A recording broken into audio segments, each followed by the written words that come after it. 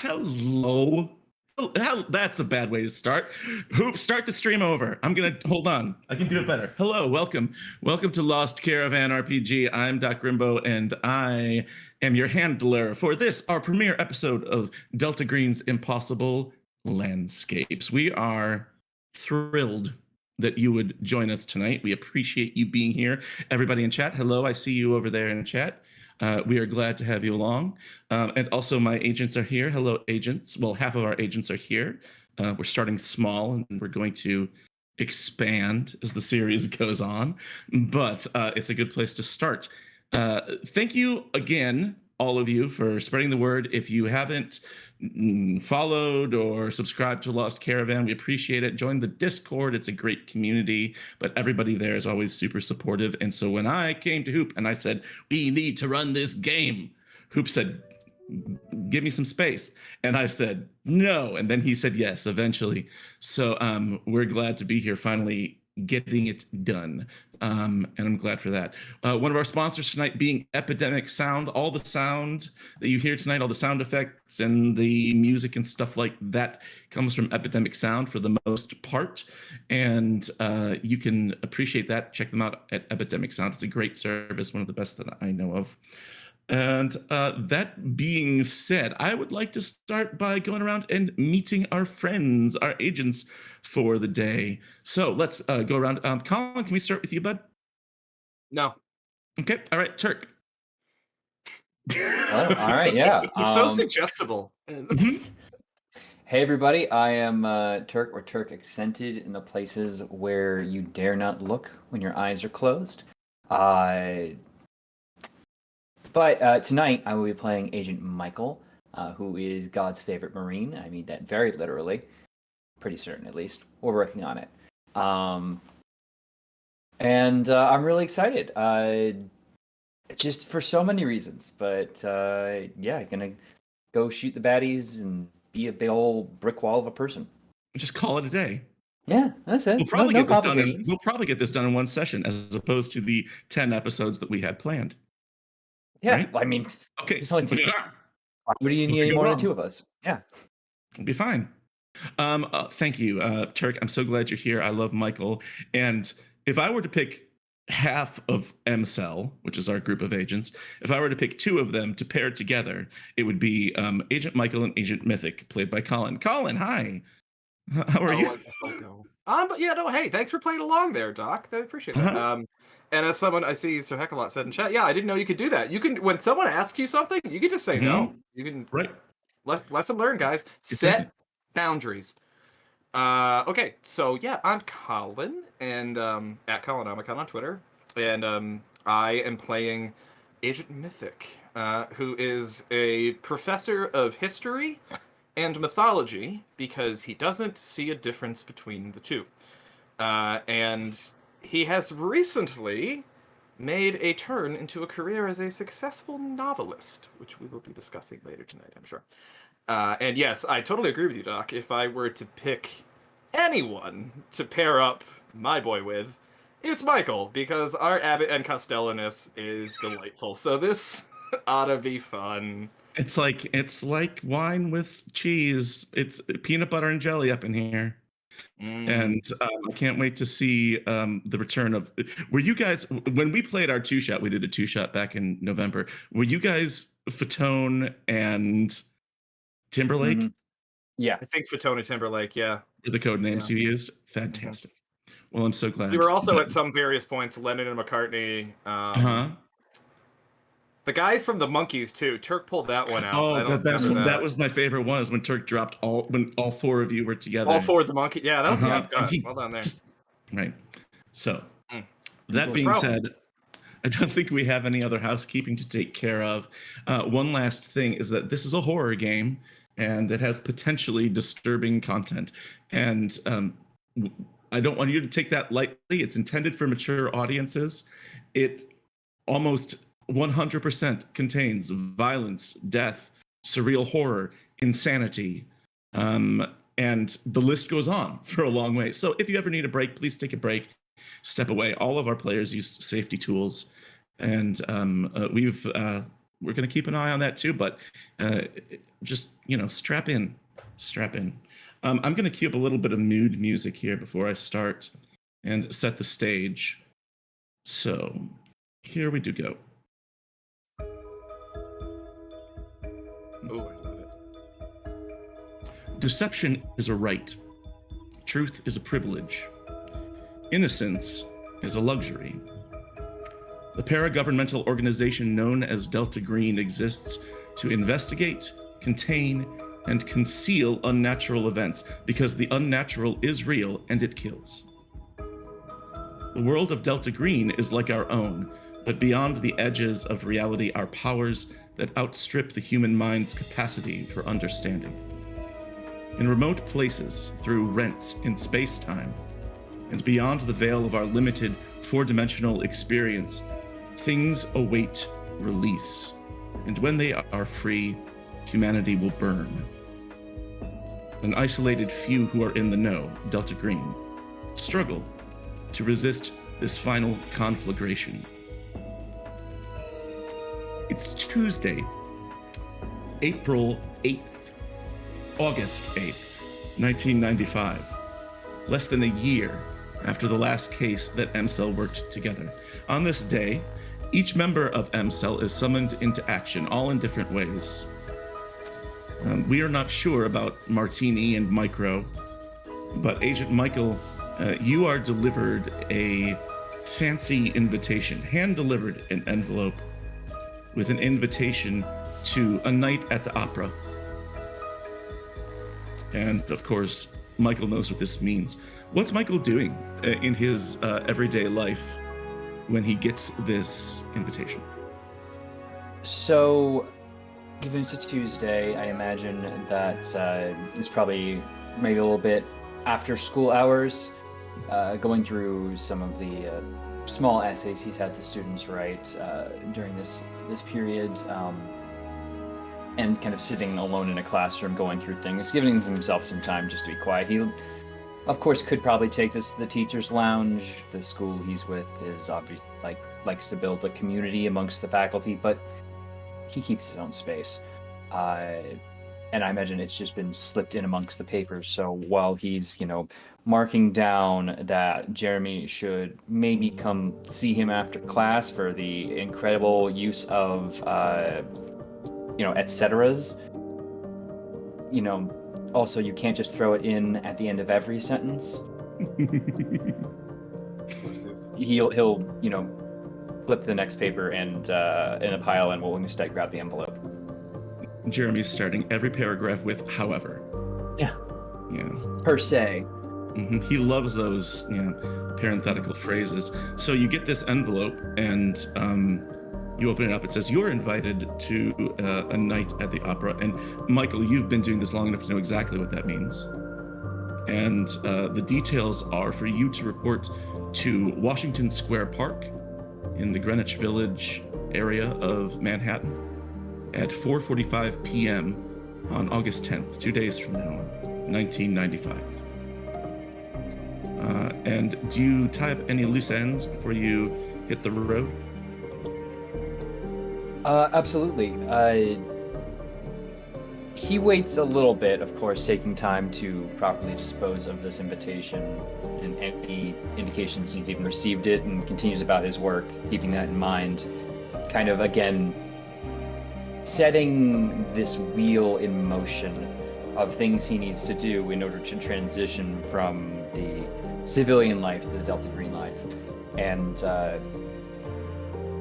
getting up, he will move over towards the end of the day, catch a few of his colleagues, I think primarily amongst them Alicia Patterson, one of the other teachers that he's gone close to during his time teaching. Don't give me that eye. But it has also, of course, helped cover for him when he needs to go take care of his parents. Right. How much does she know? He keeps her in the dark as much as possible.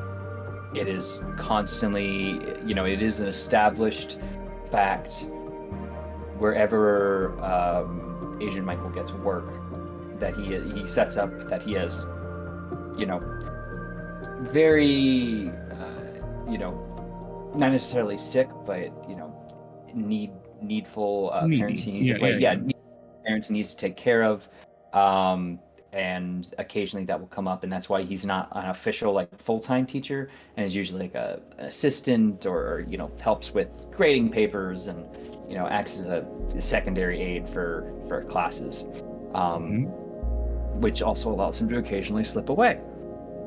Right. So he'll just approach Alicia and the group. Hey, she's standing in. There's a group of just straggling kids who haven't gone home quite yet, standing around out in the hallway. When you approach, they're all just sort of. She's talking with them a little bit, just making chit chat. Excuse me, Miss Patterson. And he approaches with the stack of papers that he's graded. Yes. Kids, why don't you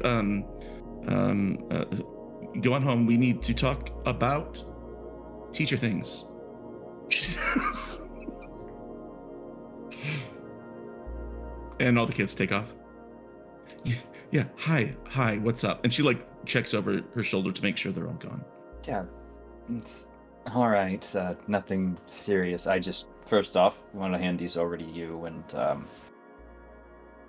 well, just want to let you know I'm probably not going to be in the next few days. This next week, my parents are, well, they're going to be going in for some surgery, and I need to be monitoring them through that process. We were gonna do something this weekend. I know.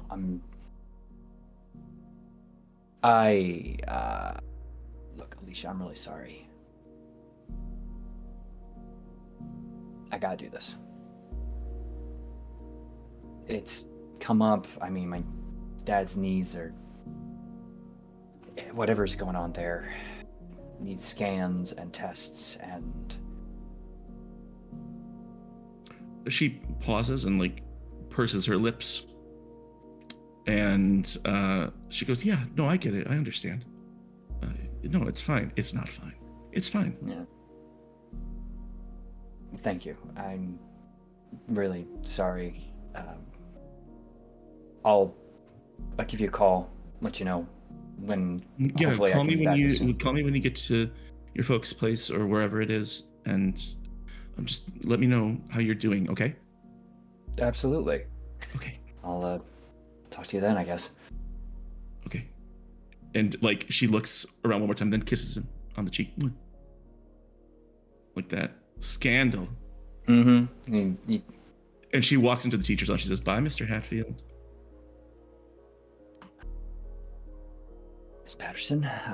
And he's just the non-emotiveness just absolutely cracks, and he will step away. I like to pause to tell everyone at home that when I said this as adult content, I wasn't messing around. Okay. Yeah, there's smooches in this show. There are smooches. Meanwhile, elsewhere, same time, same date, in the Oak Park neighborhood of Chicago, there is a bookstore named Ouroboros Books. And it is a peculiarly designed building, but it is pretty... I don't know. Well, is it full of people tonight, Colin? Yeah. A good crowd, good turnout. Yeah, mostly good turnout. Chicago, strong university town, so it's a lot of college students. That seems to be the kind of demographic it's drawing. Yeah, and inside we find all of them seated in rows in movable chairs and facing a sort of a makeshift podium towards one end of the room, and that is where we find Agent Mythic. Agent Mythic, you want to describe what we see, what he looks like, and what we're doing here? The Mythic kind of struts, really, glides out to the podium with a book under his arm. It's a lovely hardcover book, immaculate dust jacket on it, fresh off the presses. And we can see clearly the title of the book in large, bold text, The city never sleeps. And Mythic lays this hardcover down on the podium and looks around at this assembled crowd, a lot of young people, the kind of people that he teaches in his day job as a university professor, who never once showed much interest in his lectures, but suddenly are here in droves to hear about his fictional book that he wrote. Mythic is 45 years old. He just had a birthday. Happy birthday, Mythic. Thank you. And just recently turned 45. He is a middle-aged college professor with a shock of very unkempt hair. He only recently started parting to get out of his face. And he wears heavy framed black glasses and a very standard uniform that he wears all the time of a black t-shirt with a black blazer over the top of it. He looks as if he has not shaved in months. And even from all the way at the back of the room, you can tell that he smells like cigarettes. And as he looks around, there's a respectful amount of applause and enthusiasm from the crowd, and he says, thank you, please. I've been asked to do a reading of The City Never Sleeps, and I gotta tell you, when I thought of what I could read, I didn't know what to pick. The events herein are also near and dear to my heart, of course, that narrowing down one particular portion is just impossible. So of course you all know I took a poll among my readership, and this is what you wanted to hear. So for those of you who've read the book, thank you, first of all. I don't want to spoil too much about it, so if you haven't read the book, for the most basic context here, my main character, Agent Cool, is investigating a disappearance of a certain medical examiner in New York City, and, Agent Cool's compatriots don't have the same sort of tact as my main character here, and as you'll see, in examining the medical examiner's office, they make a bit of a hash of it. So here's just a little snippet so you get an idea of the kind of tone that we go for with Agent Cool. As I strolled in, cigarette hanging on my lips, I found myself wading through paper up to my knees. The office looked like a rather drunken, ornery bull had rampaged through, riding on the back of a hurricane. In my absence, Agents Christopher, Computer, and Cocktail had waged war on this poor medical examiner's desk, drawers, and shelves. Everywhere were files, floppy disks, X-ray films. It was disgraceful. This poor woman was likely dead in a ditch somewhere, and here they were, these supposed expert field agents, desecrating her sacred space. And for what? "What are you looking for?" I said, blowing out a puff of smoke toward the rabble of my fellow agents. We thought, that maybe, said Agent Computer. But Agent Christopher cut her off before she could continue. "We're looking for anything that might tell us what happened to Henrietta," he said. "And you can stop standing around and join whenever you're ready."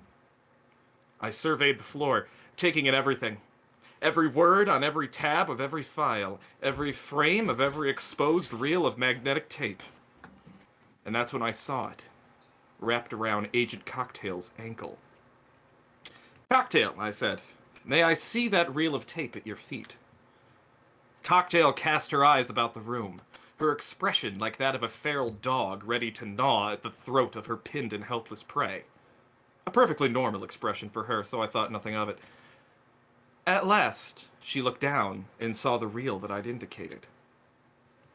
"Here," she said, bending over to pick it up and toss it my way. In an instant, I snatched the reel out of the air, stretching the magnetic tape and holding it up to the light. "What is it, Agent Cool?" said Agent Christopher. I dropped my cigarette to the floor and snuffed it with my heel. Henrietta would forgive me this one indulgence of vandalism. This, my dear colleagues, I said, is the breakthrough we've been waiting for. Thank you. And Thank you. the assembled audience bursts into applause. And several of them, as you're looking out, you can see are clutching copies of this same hardcover book to their chests as they listen with rapt attention. And as the event sort of peters out and all of these college students go back where they're going, you are approached by a woman, a slender woman in black skinny jeans and a black turtleneck. She's wearing dark sunglasses and has her hair on a tight bun on the top of her head. And she approaches you directly and says, really good. That was You think so? enrapturing. Yeah, no, I think that the kids really liked it. You've got a fascinating reader base. I feel like I'm not getting the cadence of the delivery down. No, I think that I think that I think that maybe, I mean, you could put in a few more, dramatic pauses here and there. I don't think you do that enough. Were you done, or is this one of those dramatic pauses?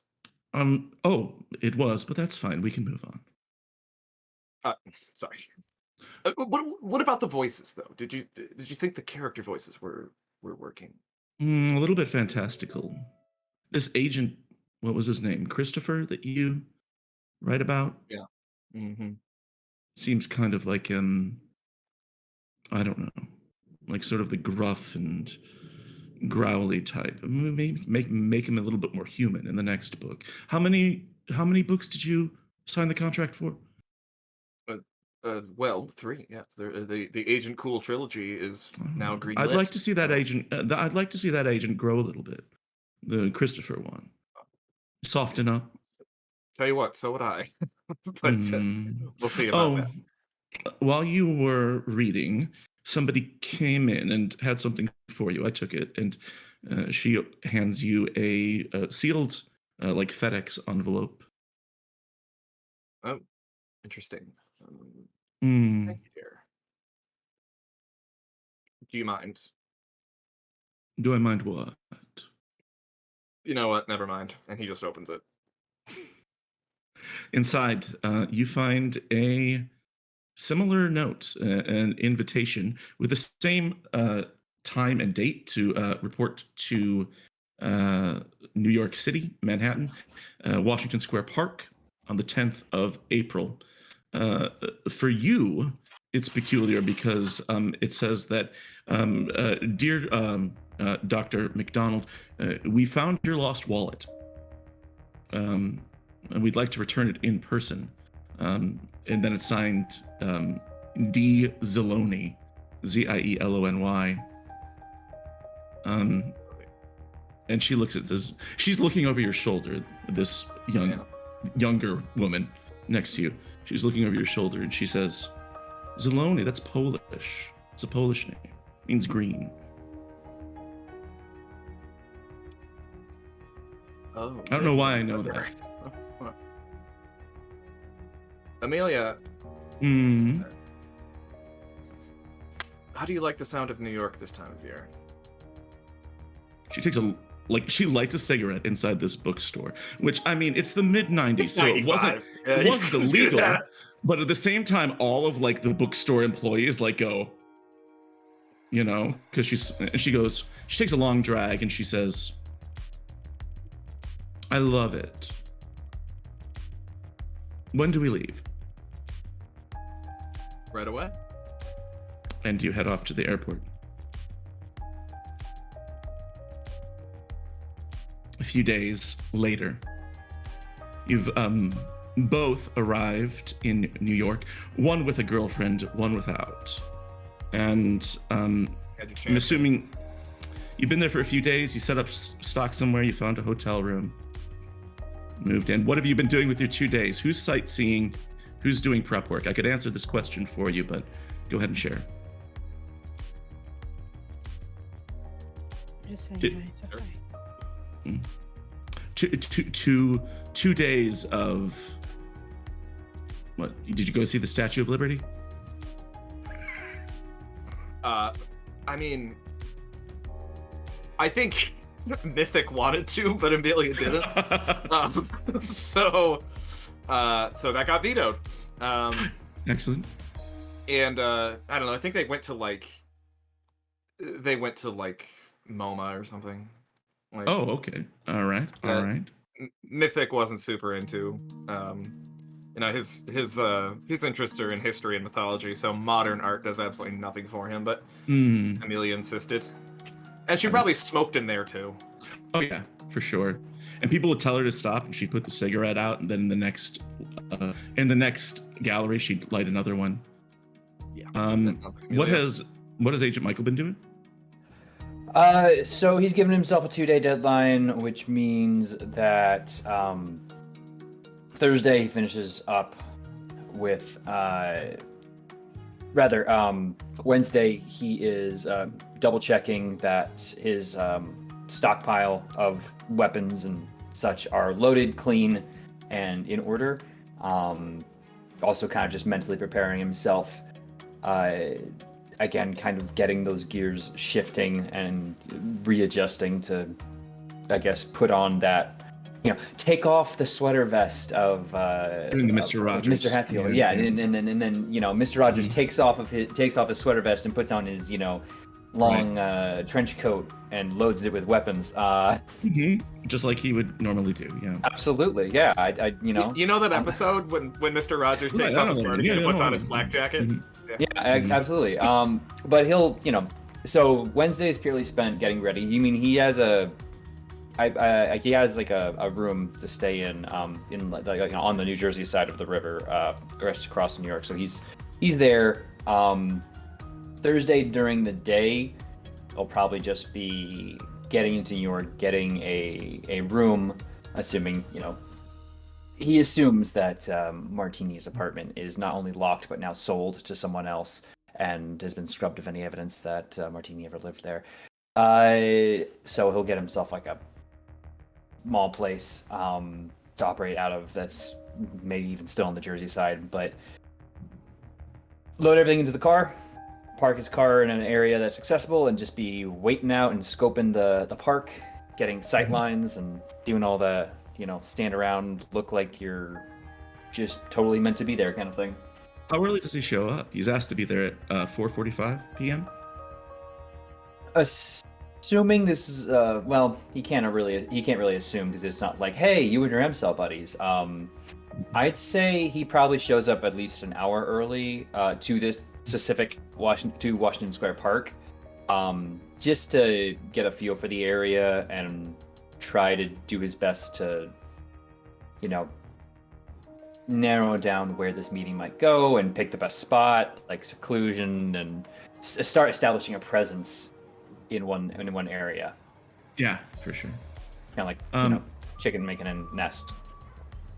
Nice, excellent. Yeah. When you arrive at the park, it is a warm summer day. Washington Square Park is this very large.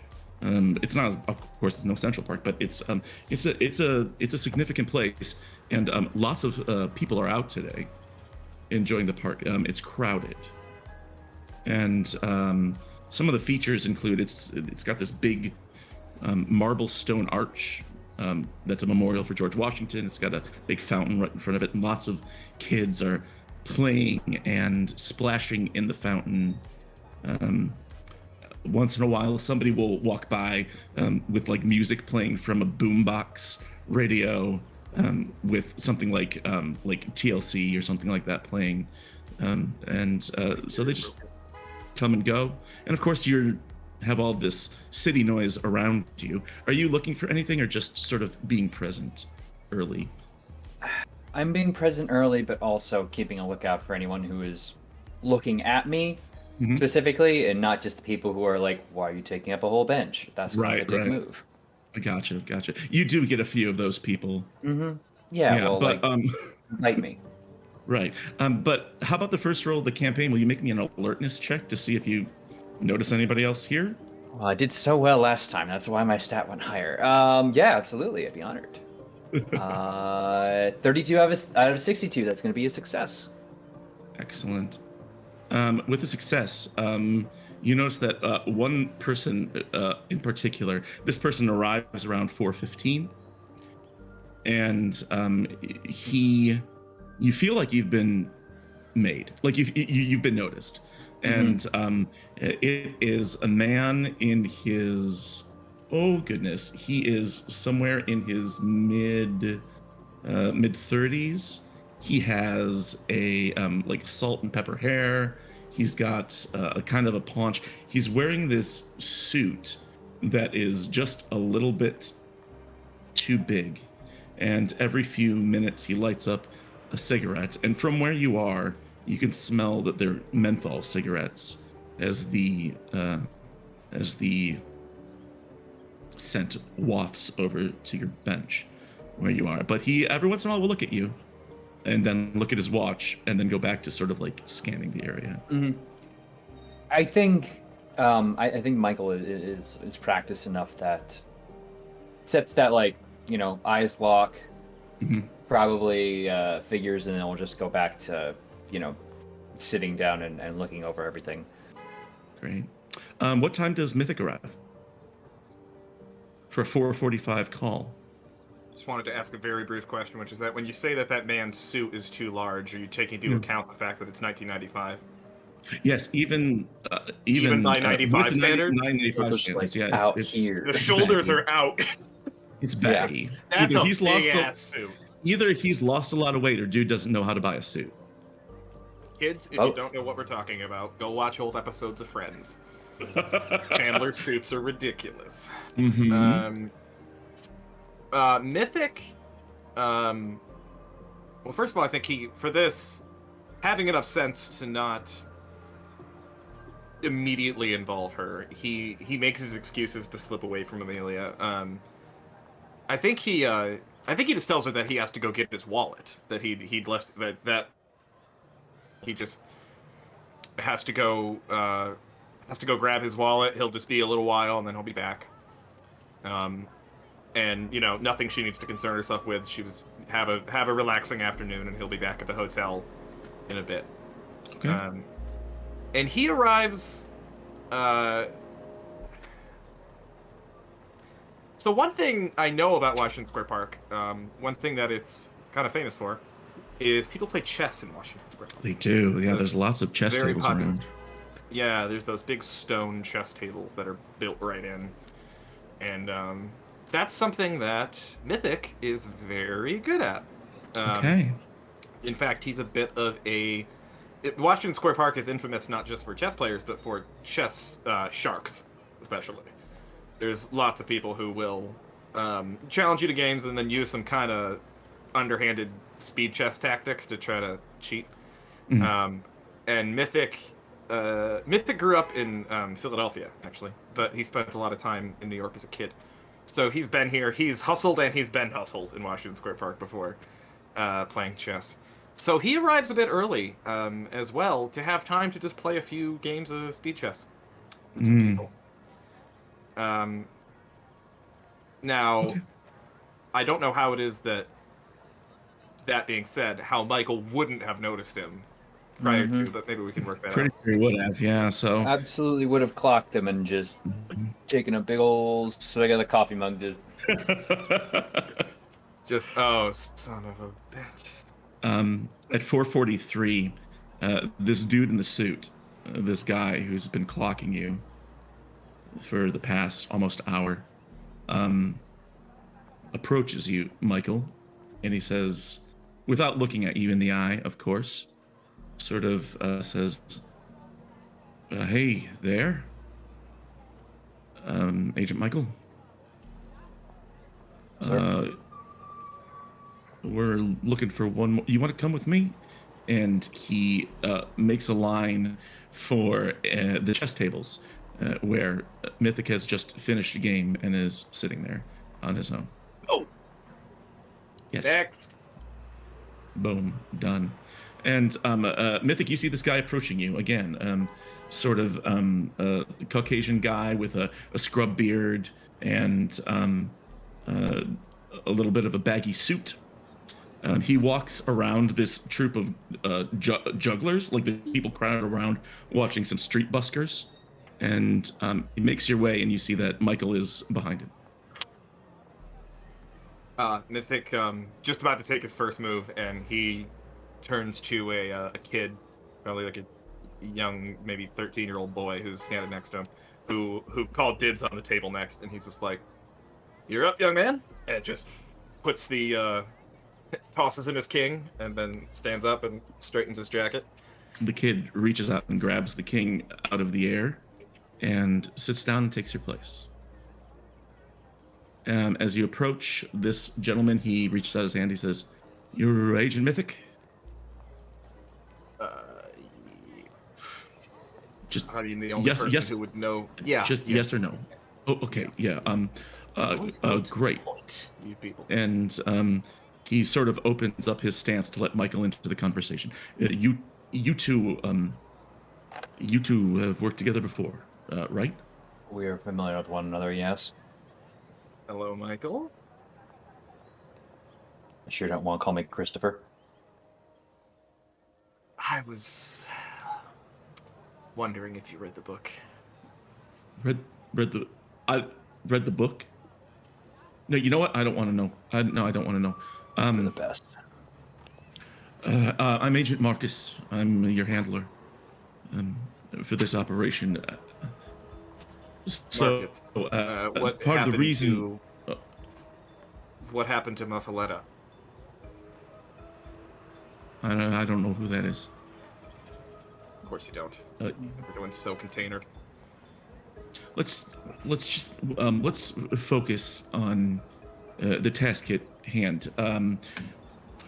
Okay, and he takes this leather valise that he's carrying and sets it down on the ground, and he says, back in June, 4th of June, a woman went missing from her apartment here in Manhattan, an artist by the name of Abigail Wright. Mildly successful. She's pretty talented, but her dad reported her missing. He's a retired cop, Nassau County, and so cops look into it, didn't find anything, and then a month later, her credit card turned up in Maryland, and so the FBI got called in because it was out of state. They looked into it as a possible kidnapping. They looked at the building where she lived. They looked into her apartment and found some weird stuff in her apartment, but nothing that would have alerted us. Really, just strange, not really strange, you know. No, so, I actually don't. Do you care to elaborate what's strange but not really strange? You can ignore him when he does that. Please. Marcus. You'll see for yourself. Part of the reason we called you in is because we know that the two of you and the rest of MCell worked another missing persons case around here about a year ago. Is that right? That's correct. Okay. Well, this woman who went missing, she left her apartment in this mess. There's a lot of stuff in there, and when the FBI was looking through, along with the NYPD, somebody saw something in there that caused them to alert us. Namely, this is a symbol that's associated with demonology and the occult. So, I don't know what it is. I don't know what the symbol means. Nothing like that. But she alerted us. We assembled a team. That was a few days ago. And now here you are. You've been granted clearance to assist in the collection and cataloging of evidence from the apartment. We need everything in the apartment tagged, bagged, and written down on a log sheet. Um, you, and he points to you, Agent Michael, he says, yeah, you've been deputized as an agent of the FBI. And you are, Mr. Agent Mythic, you're a consultant. You'll get credentials, but not with the same amount of authority. So anyways, I want you to catalog every item, every piece of paper in that apartment. And of course, we need you to figure out if there's anything unnatural about her disappearance. If there is something unnatural, find out what it is and stop it or destroy it, or both. This is for you. He hands you the leather valise. Reach out and take it subtly. Okay. Now, I'm sure you have a lot of questions. I don't know how much I can answer, but go ahead. Looks over at Mythic. Mm-hmm. Oh, okay. I guess I'll ask the obvious question that you're choosing not to ask. Why is it only the two of us? We did solve a case here less than a year ago, but we had a team of 4. And you should know M-Cell has 2 more members. Where are they? Yes, we're aware. We alerted them. Agent Martini was overseas. She's still making her way back. Agent Micro got hung up with some family stuff. I don't know what. But they'll be joining you as soon as they get here to town. Still, you can sort of set the groundwork and get started as much as you feel is appropriate. And gosh, they should be here within a day or 2. All right. That'll have to do, I guess. Michael, what pressing questions do you have? Do we have any further information on the building? What it's called? Their apartment? Of course. Yeah, I mean, the address is in there. The building's called McAllister Building. And address is 210 East 32nd. It's at the corner of East 32nd and 2nd Avenue. It's a bunch of brownstones there. This one has been converted into apartments. There's other residents as well, but all of them have been talked to by the cops and FBI. You feel free to check it in with them again if you feel it's appropriate. But first, we need to assess if there's a threat. Is this a purely assessment mission, or should we anticipate trouble? I mean, you always anticipate trouble, right? Yes, but it's good to be warned about that thing ahead of time.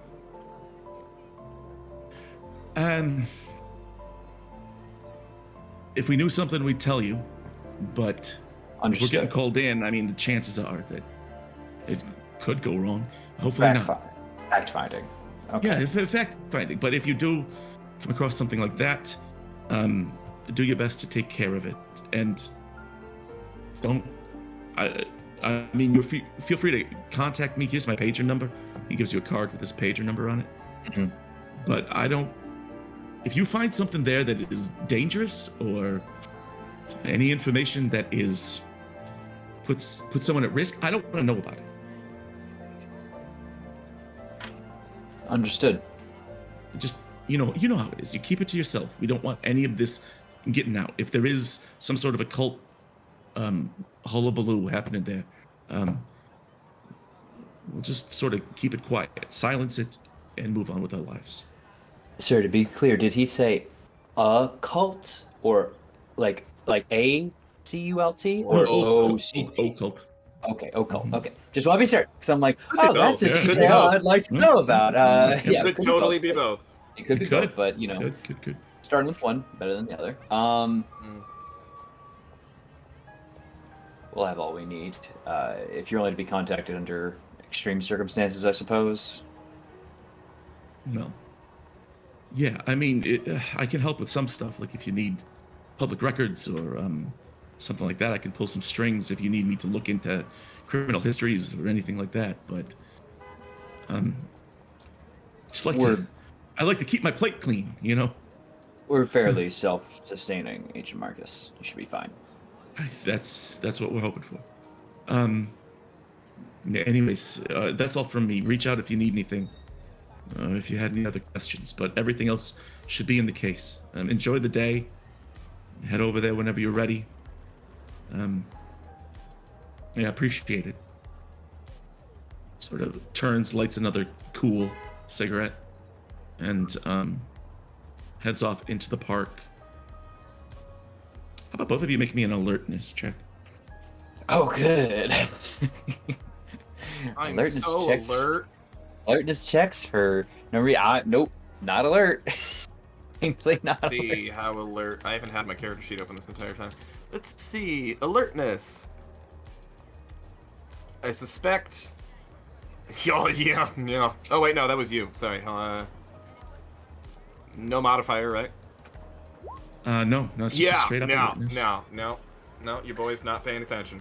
You watch this loose-suited So loose. guy, so-and-so, right? Just sort of stroll off, and you don't notice anything else, but you know this guy seems nervous. Like, I don't know, what's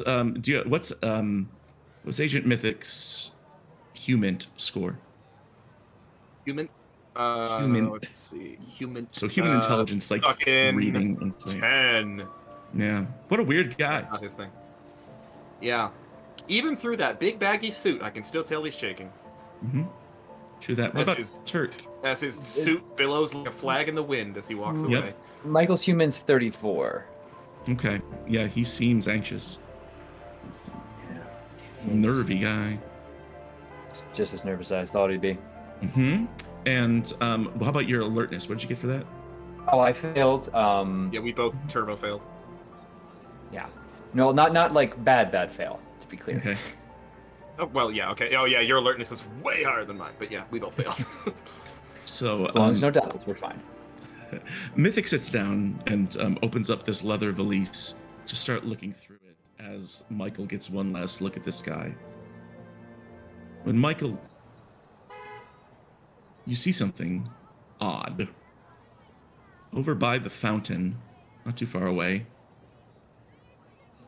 a small figure you can make out through the crowd emerges carrying what appears to be a phonograph, like an old record player, one of those big trumpets, and sets it down and puts a record on, and then starts the loop. And it's this strange looping music, and it's then that you realize that this figure, which is about the size of a child, is wearing a clown outfit, like a Harlequin outfit, with like a white mask on its face. The clown mask is pulled over his entire head, but the mask's face has a smile exposing rectangular teeth, and its eyes are black slits.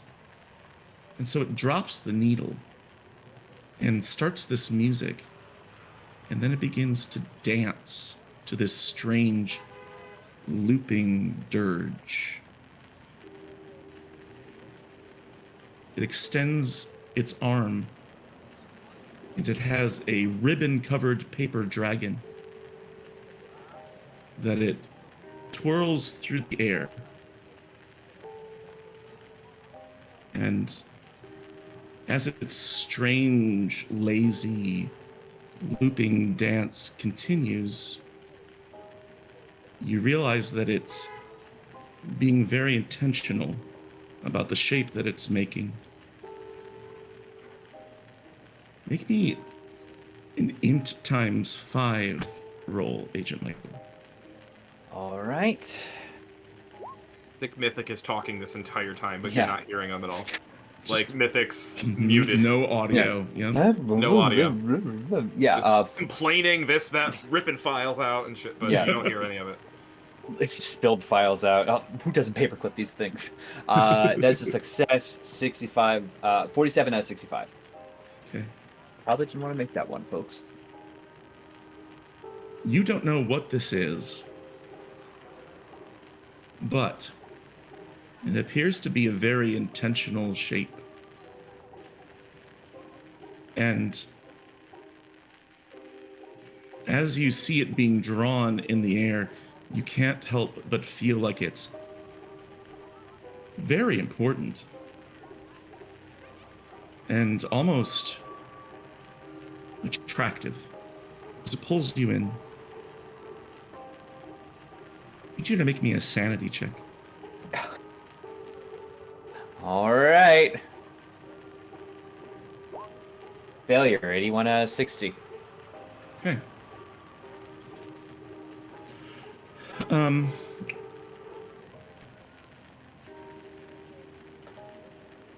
You lose 2 points of sanity, but you're compelled to tell Mythic about this. You want to alert him by asking, have you seen it? To ask him if he's seen this symbol that's being drawn in the air. Okay. Goes back and like puts a hand. Mythic. What? Do you see that? And I point over. Not even really caring for Salty at this point. Kind of like someone pointing a cowboy pointing a gun at the figure. And when you look back up, the figure's gone. There's no phonograph, no kid in a multicolored Harlequin costume, no paper dragon. I'm sorry, Michael. Did you listen to a fucking word I just said to you? Sorry, you were talking? Yeah, extensively. Let's see how this is gonna go. All right. Meanwhile, already Michael, off to a fine start. Michael, you've been looking through this case, and here's what you find. And if we can get the Roll20 visuals up there, so we can all see the things that you find inside this bag. We're up, yeah. Yeah, you find temporary FBI credentials, and not only for the two of you, but for Micro and for Martini as well, with the expectation that they'll be here soon enough. You find a New York Times article with the headline, "Missing Artist Prompts New Fears in Kips Bay." And I'm going to make that pop up onto our little... oh no, what did I do wrong? I've already done something wrong. There we go. Make that pop up onto our little board here. And I'm also going to put it in your journals as we go. You also find an address for the McAllister building, which I've already given to you. It's on East 32nd. And a freshly set made of keys to the building and to what you assume to be Abigail Wright's apartment. They appear to be freshly copied, and on each of them is stamped the words, "Do not copy." You also find a Polaroid photograph of a young woman. It's out of focus and kind of overexposed. But on the back, it says, A. Wright. And it's dated 1 June 94.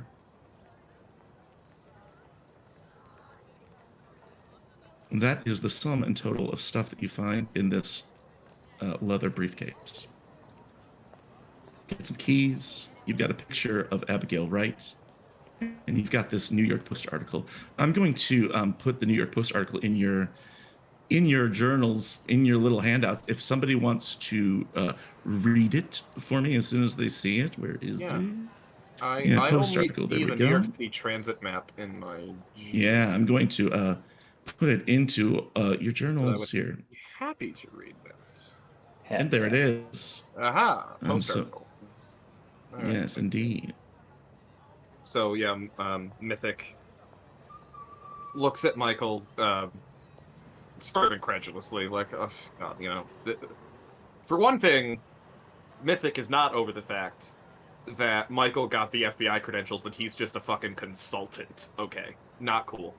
And also, this entire time, he's been complaining, trying to kind of bond. What I love, by the way, is that the captions were still working, so you can actually see everything that Mythic said during that entire time. It's all there. It's all in the captions. I didn't know that. That's fantastic. Mythic was trying to sort of bond with Michael and complain about, this place is going to the dogs. We got this weird, nervous guy coming around instead of, before we had Agent Muffaletta, who was like, yeah, you might have to kill a few civilians, break a few eggs to make an omelet. Now we got this nervous guy in a big suit. What the hell's happening? We're missing half of our team. This is ridiculous. And Michael completely ignored him the entire time. Mm-hmm. So now Mythic is a bit cheesed off. And he's just tearing through this bag. And he's like, oh, what is this? What is this? All right, do I have your attention now, Michael? Yes, sorry. Thank you. Great. All right, so, missing artist prompts new fears in Kips Bay by a Raymond Diaz. All right. For those who knew artist Abigail Wright, her disappearance from Kips Bay Co-op around June 4th is a mystery. Authorities have been frustrated in their efforts to find the young woman, last seen near her apartment at East 32nd and 2nd Avenue. Noted. According to a source familiar with the case, early leads have collapsed.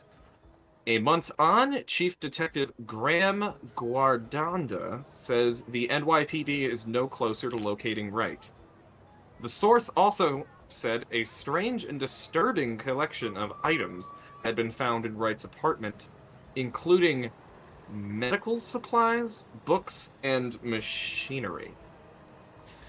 Wright's neighbors maintained that all was fine with her and nothing indicated she was in danger or planning to leave. Her apartment was locked from the inside.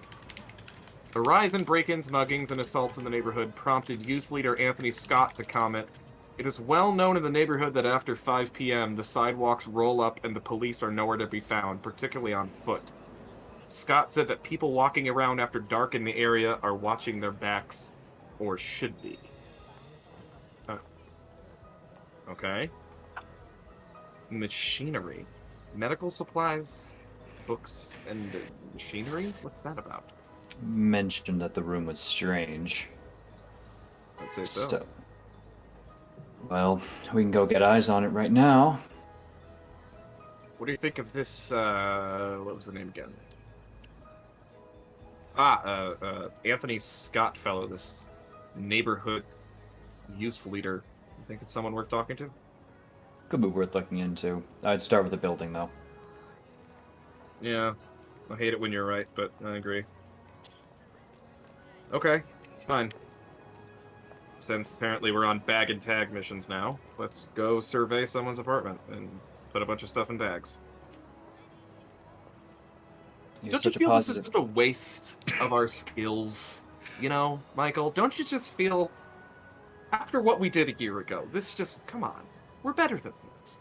For every day my blade does not leave its hilt, I thank the Lord. Oh. That's, thank you. That's good. That's really good. I've been trying to figure out how I can develop Agent Christopher's character. The prompting, my girlfriend recommended I do that. And the religious angle, that's really good. That's really good. We can work with that. Thank you for the material. Did you like the book, by the way? You took some liberties, but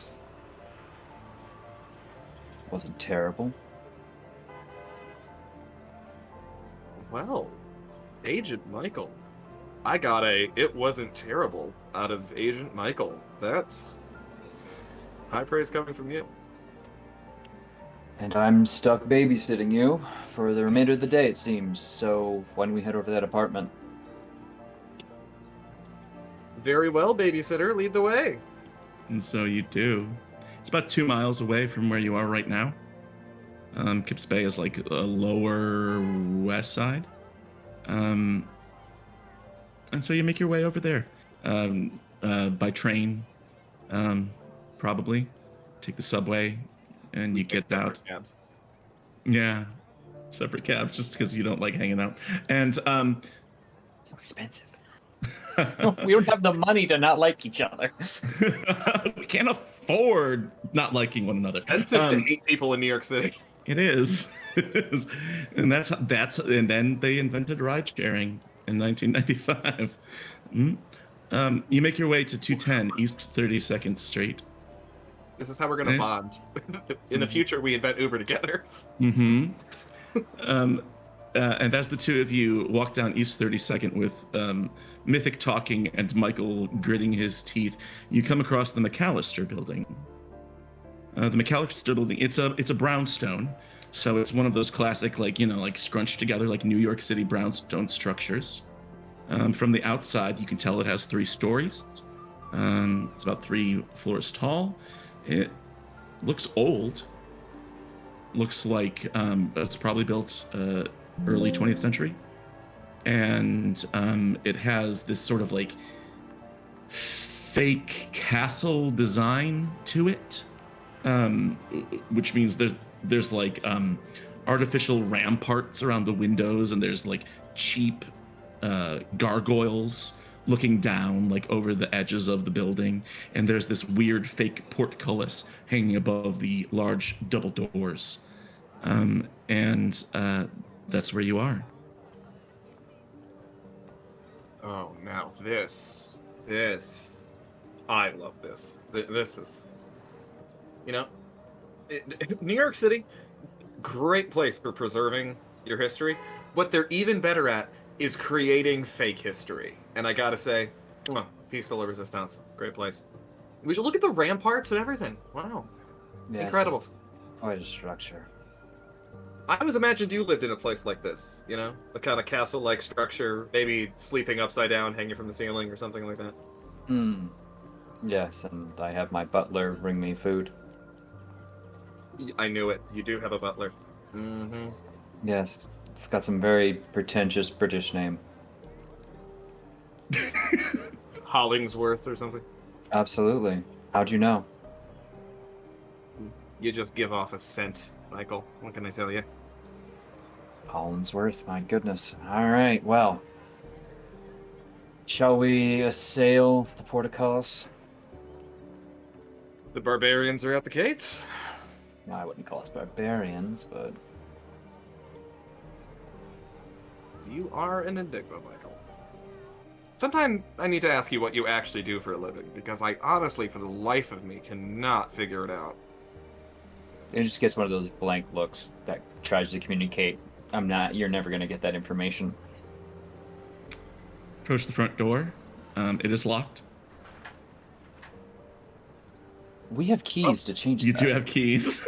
We do. I'd say do not Well, come. that's as far as we got. All right, we tried everybody. That's it, Well, yeah. Writing call it a session day. early. Yeah. It's currently about 6 p.m. So it's after 5. Yeah, you try the keys. One of them works. I'm actually dead serious about that. So it's after 5, so... Yeah. Mythic, I think that... Okay, yeah.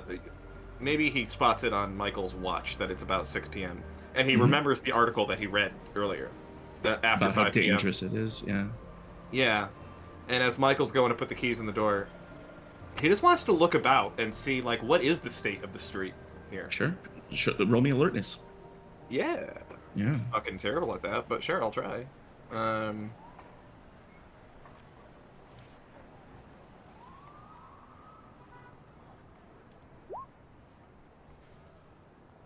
Oh!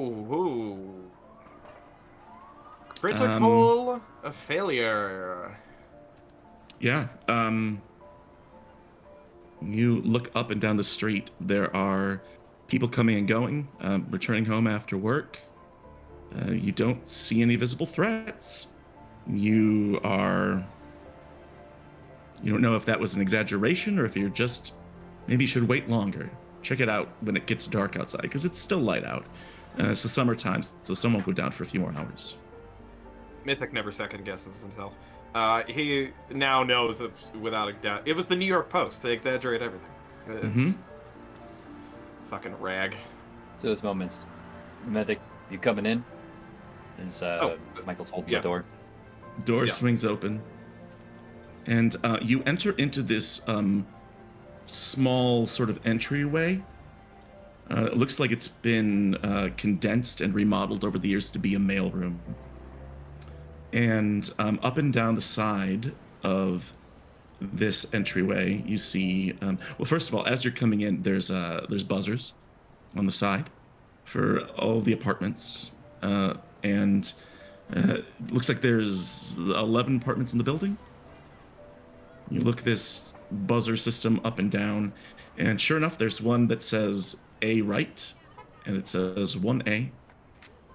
And then it has a bunch of other names as well. There's one that says T Manuel in 2B, R Karun, Carun in 3A. Lewis Post, it has his full name on there, in 4A. And in 6B is Michelle Van Fitz. And all the other ones are empty. It doesn't look like they're inhabited at all. So you open the door, move on into this mailroom. Now, this said in the newspaper article, this is a co-op, right? That's what it said, yes. Not a lot of artists these days, I suppose. Well, the only reason I bring it up is if it's a co-op. I lived in one of these back in the 70s. That means that they all probably know each other pretty well, perhaps intimately so. So I'm curious, maybe we can take the temperature of the neighbors after we get done casing the joint. It'd be worth re-asking, assuming the FBI didn't know what they were asking about. When have they ever known what they're doing? The door closes behind you, and you find yourselves in this marble-floored mailroom. The first thing that you noticed in here is that, like all mailrooms everywhere, this place has like old newspapers and circulars sort of like discarded all over the floor. Pizza coupons, sale flyers, just that there's just a lot of them. Like it seems excessive. That opens onto a hallway, which runs the length of the building.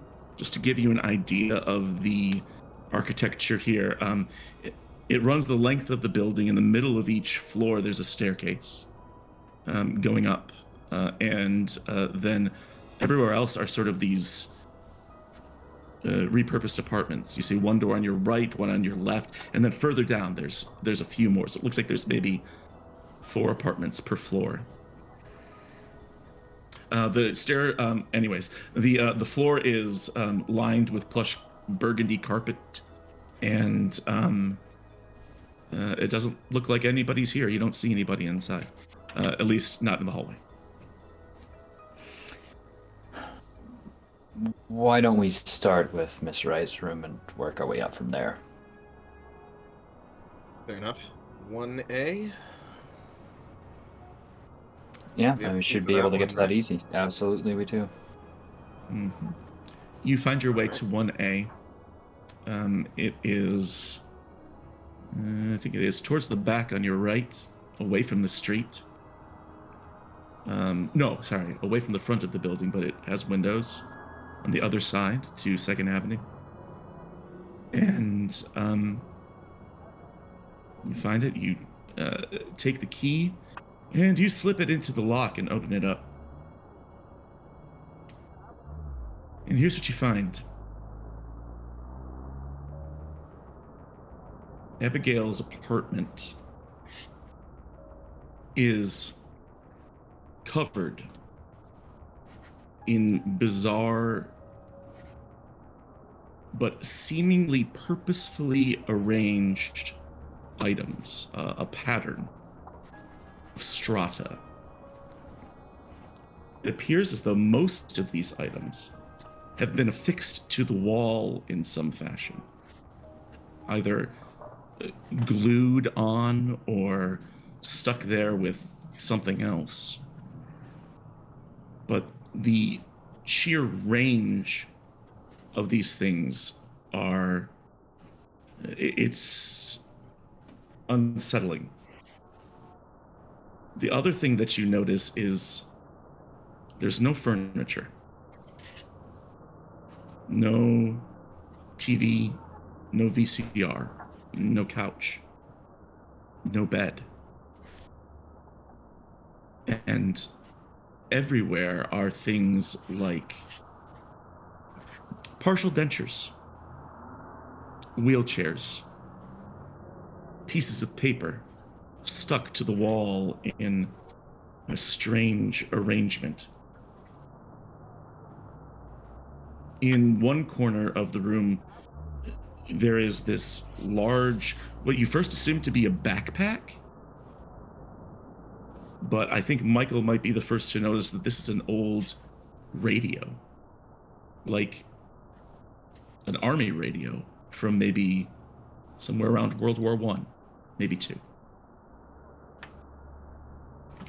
And again, they're all affixed to the walls, these things.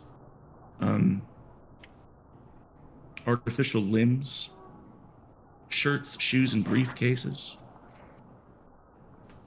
Assorted other electronic devices, radios that span decades in their design. Jewelry, earrings, necklaces. Thousands of pieces of paper. And next to you on the floor is this box. And this box has a label on it. And it says, let me see if I can find it. There it is.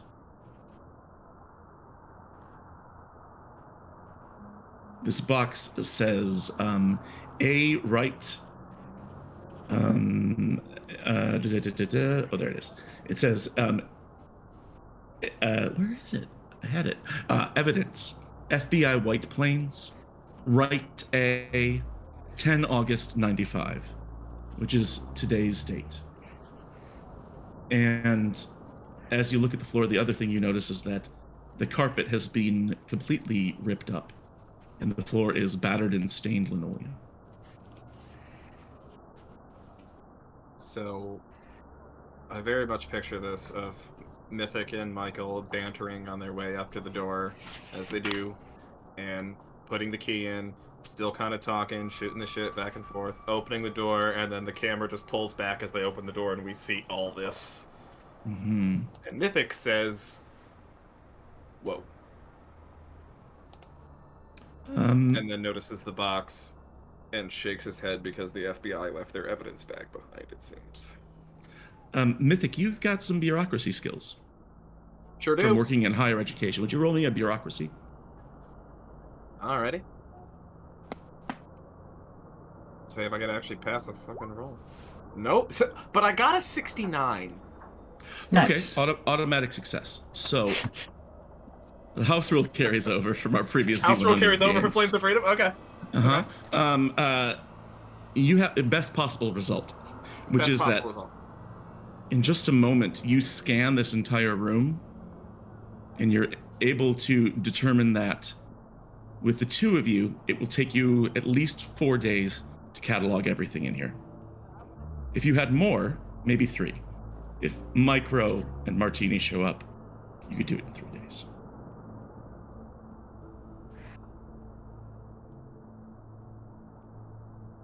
Well, shit. Michael, this is gonna take a very long fucking time, and it's gonna be really boring. Do you want to get some coffee?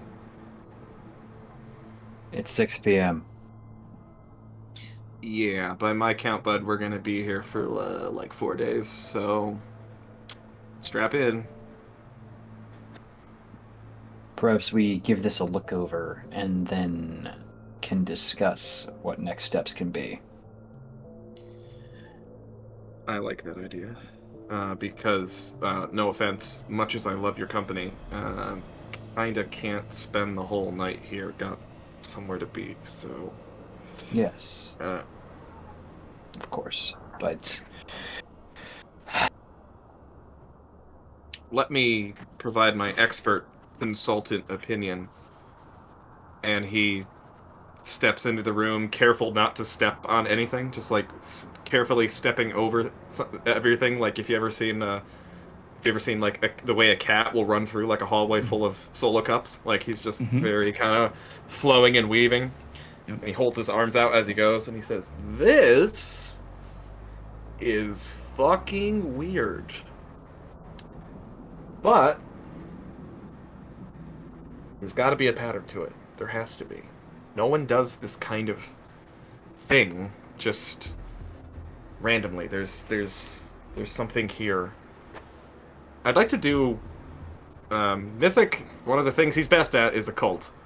To try to understand if there's any occult reasoning behind the pattern that things behind are the pattern arranged. itself. Okay, yeah, sure. Make me an occult roll.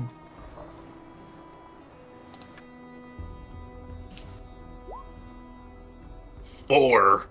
Mega success. That is an ultra success. Yeah. You look this room over, and even with your knowledge and your experience in learning about occult matters, you don't see any pattern here, but it is intentional, and you can't quite decide if it's art or if it's an altar.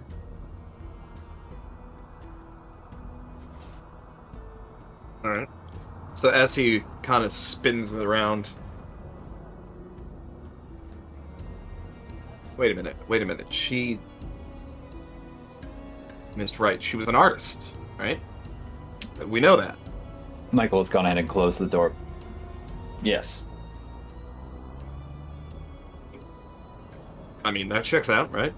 I don't mean to default to the most mundane theory here, but we do have to eliminate all the mundane stuff before we could really jump onto the supernatural stuff. I mean, it doesn't look like any occult symbol or pattern that I recognize. Perhaps it's just a kind of bizarre performance art. Could be. But we wouldn't be here if it was just performance art. And I don't know about you, but this is a bit beyond the pale. You, my friend, clearly never attended an art school. I've seen some things. Clearly. Artists do weird shit, Michael. I don't know any other way to explain that to you, but ask me sometime about the routine with the blow-up doll and the blue Gatorade. I'm still recovering. I'll think about it. That's a real Colin story. Of course it is. Now, I'll explain this. Mechanically, here's how this works. As your assignment is to catalog, record everything in here, collect it, and then figure out if there's anything supernatural going on here. And it's going to take you either 3 or 4 days, depending on whether or not the rest of the group shows up. But what we'll do is every day, each one of you, each agent gets 2 search rolls. And that is as you're looking over the apartment, looking for things of note. You can start right now if you want and make one of those search rolls. Or, as Michael suggested, you could just get kind of a broad view of it and then come back later. I want to make an offer with Michael here. Michael, I'm not trying to shirk my job here. I know what I signed up for. I'm here to help you. Tonight's just a little complicated for me. Reasons I really don't want to divulge with you, specifically, because of who you are as a person. So, look, how about we do shifts? I promise you, I pledge my sword to you, oh Angel of Justice, that tomorrow I will take a full shift cataloging everything here. I'll make my excuses and I'll get away. But tonight, could you just cover me just this once? He's gonna look at his watch. Give me 1 hour of your time to look this over. And I'll 1 leave hour. you to it. 1 hour. 1 hour is Okay. all I need. 1 hour. Now, in that 1 hour, do you want me in here putting weird shit in bags, or would you like me perhaps talking to the neighbors? Do you think you could handle that? I think I can handle artist types better than you can, no offense. No, none taken at all. Go. Ask a few questions. Excellent. And so Mythic heads out to find the other residents, but let's stay with Michael for right now. Michael, you're pacing this room and looking it over. Why don't you make me a search roll? Absolutely. I am so good at this. How good are you at search? Not very good. 89 I'm out of actually 21. really good at it, and I left. We swapped places. I've got higher human than you do. Fantastic. We're doing this totally backwards. Plan. You don't. I mean, you don't. Dream team. You don't see anything specifically. Like it's just like okay, you're just trying to. But you do. You already did notice that backpack radio, and with Michael's, history, it might be worth looking at. Maybe that draws his attention. Absolutely. Okay. What? You Move over and approach squat this down. thing. And move down to one knee, realizing what it is, and then Well, here's the thing: is like you get down on one knee, and you get close to this thing. It's a camo green radio, but it's fastened to the wall, like most other things in this apartment. And as you look around the edges of it, it seems like it's glued on by some sort of cheap epoxy or resin of some kind. And so it does have a telephone handle on it, and it has a little on switch. And so, like you said, do you pick it up and check it out? Yeah, I'm not gonna put it like right to my ear immediately, but he will, take it off the handle and flick it to life and see what exactly it was dialed into. Excellent. You take it and you flip it on, and somehow, impossibly, it sort of springs to life with static, and you're listening to it for just a moment when a voice comes over the other side. You're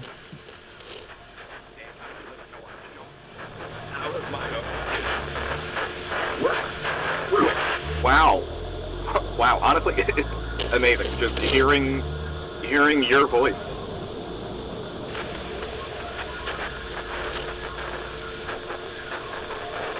It just somehow, even though I know it's a pre-recorded message, somehow that just sets my mind at ease.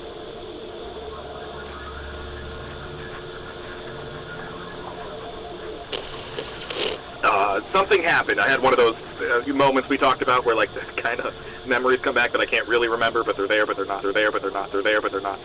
You know what I mean? That came up again, and I'm feeling and kind of feeling like I want to jump out of my own skin. You hear the voice of Agent Mythic on the other line, but that doesn't make sense. I need you to roll me a sanity check for Yeah, sure. that's I guess you can if you want. Mm-hmm. 35 out of 58. 35 out of 58. Very good. You shake it off. You sort of compose yourself and think about, well, what could cause this to happen? And that's where we'll take our break. We're going to take a halfway break here for about 10 minutes. And when we come back, we'll keep exploring and meeting the residents of the McAllister building. Everybody go get a snack and go use the bathroom, and we'll be back in just a minute. Nice. Bye. Come back soon. Hey, everybody. Welcome back. one half of M Cell, 2/4 of M Cell, namely Agent Mythic and Agent Michael, are investigating a missing persons case in Manhattan, New York, 1995. They've come to her apartment building. Mythic went out to talk to other people who live in the apartment, and Agent Michael picked up a weird old army radio that was glued to the wall and heard Mythic's voice on the other end. But let's go over to the current Mythic, or is it? The one that we know of today, who is in the apartment building looking for somebody to talk to, maybe checking with some of the other residents. How do you go about doing this? And also, hey, welcome, folks. Looks like we got some follows and some rates. Come on in. Whoa, hello. Look at that. Hey. So Mythic, what's going on? How does Mythic make this happen? All right, remind me again, if you will, Yeah. the names that Mythic saw on the mailboxes. I took notes. Happy to. Oh, Michael took notes. Yeah, Well, I took notes. Michael from somewhere beyond. I hear What your fucking is voice it- in my head. Yeah, well, yeah, naturally. I live here now. Mhm. 1A Oh, was, you do. was A, That's right. 2B That's was the first one on the left. Yeah. Yeah. 2B Yeah, Bill, was right. T. Maxwell. Manuel. Manuel. Sorry, Manuel. Manuel. And this guy, M&Ms. yeah, 2B is his. Yeah. 3A is R. Caroon.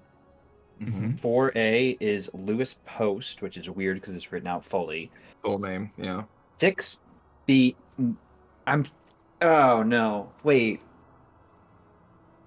It's by floors. It's by floors. Never mind. A, B, and C are floors. I got really worried for a second. I'm like, 6B is Michelle. Mythic is hearing all this in his fucking head. Michelle That's what I was gonna say. Mythic has Michael's voice in his head, giving him a You tour of live his apartment building. free in his head. Michelle But- Fitz. If you were to follow that pattern of everybody whose apartment ends in A is on the first floor, B is second floor. But it's weird, and we don't have to dwell too much on this, but the building has sort of a European style where there's the ground floor, which is A, and then the first floor, which is B, and then the third floor, which is Artist. the second floor, C. Second floor is C. You happen to know that all of the apartments on this first floor are taken, and there's 2 other doors that you can try. Okay. So 2B. Yes. Or not 2B. No, 2B.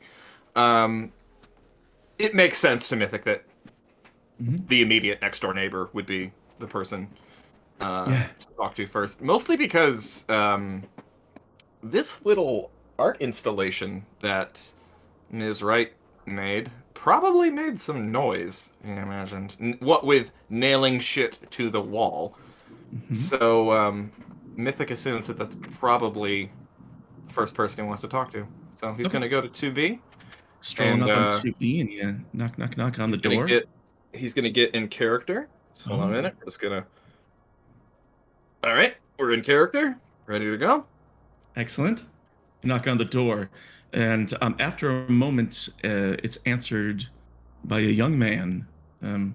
Young, thin, appears to be Hispanic, has short cropped black hair and dark eyes. And he's wearing these sort of baggy clothes. And they're all splattered with paint. And he's got a pair of Walkman headphones around his neck, but they don't go anywhere. He doesn't have the yellow Walkman on his belt, right? They just sort of dangles there, the cord. And he opens the door and says, like he has it latched, he has like it chained, and opens it a little way. He says, yeah, can I help you? Hey, brother, how you doing? Sorry, hold on. Yeah, go ahead. Hey, brother, how you doing, man? Listen, I know like a whole bunch of artists live here, right? And I heard about this artist, Abigail, right? I think her name was, yeah, who disappeared, man, and that's a super bummer. I'm sorry, who are you? Oh, I'm an artist too, man. Yeah, and I've heard about all the great scene that's going on here, and I really wanted to kind of get a feel for the neighborhood and stuff because I'm thinking about moving here. Oh, But now I'm a um, little bit worried, and I wanted to know like what's going on here, man. yeah. I'm okay. Um, hold on. And he closes the door, and you hear the chain being undone. And he says, opens the door again, and says, "Come on in. I'm Thomas." Thomas, what's up, man? How you doing? Uh, uh, I'm, good. and this is not as long a pause as Colin is taking because Mythic needs to think of a quick identity. Hmm. Uh, Well, I'll tell you this while you're thinking of that identity. oh, I got it. Um, Yeah, go on. okay. Okay.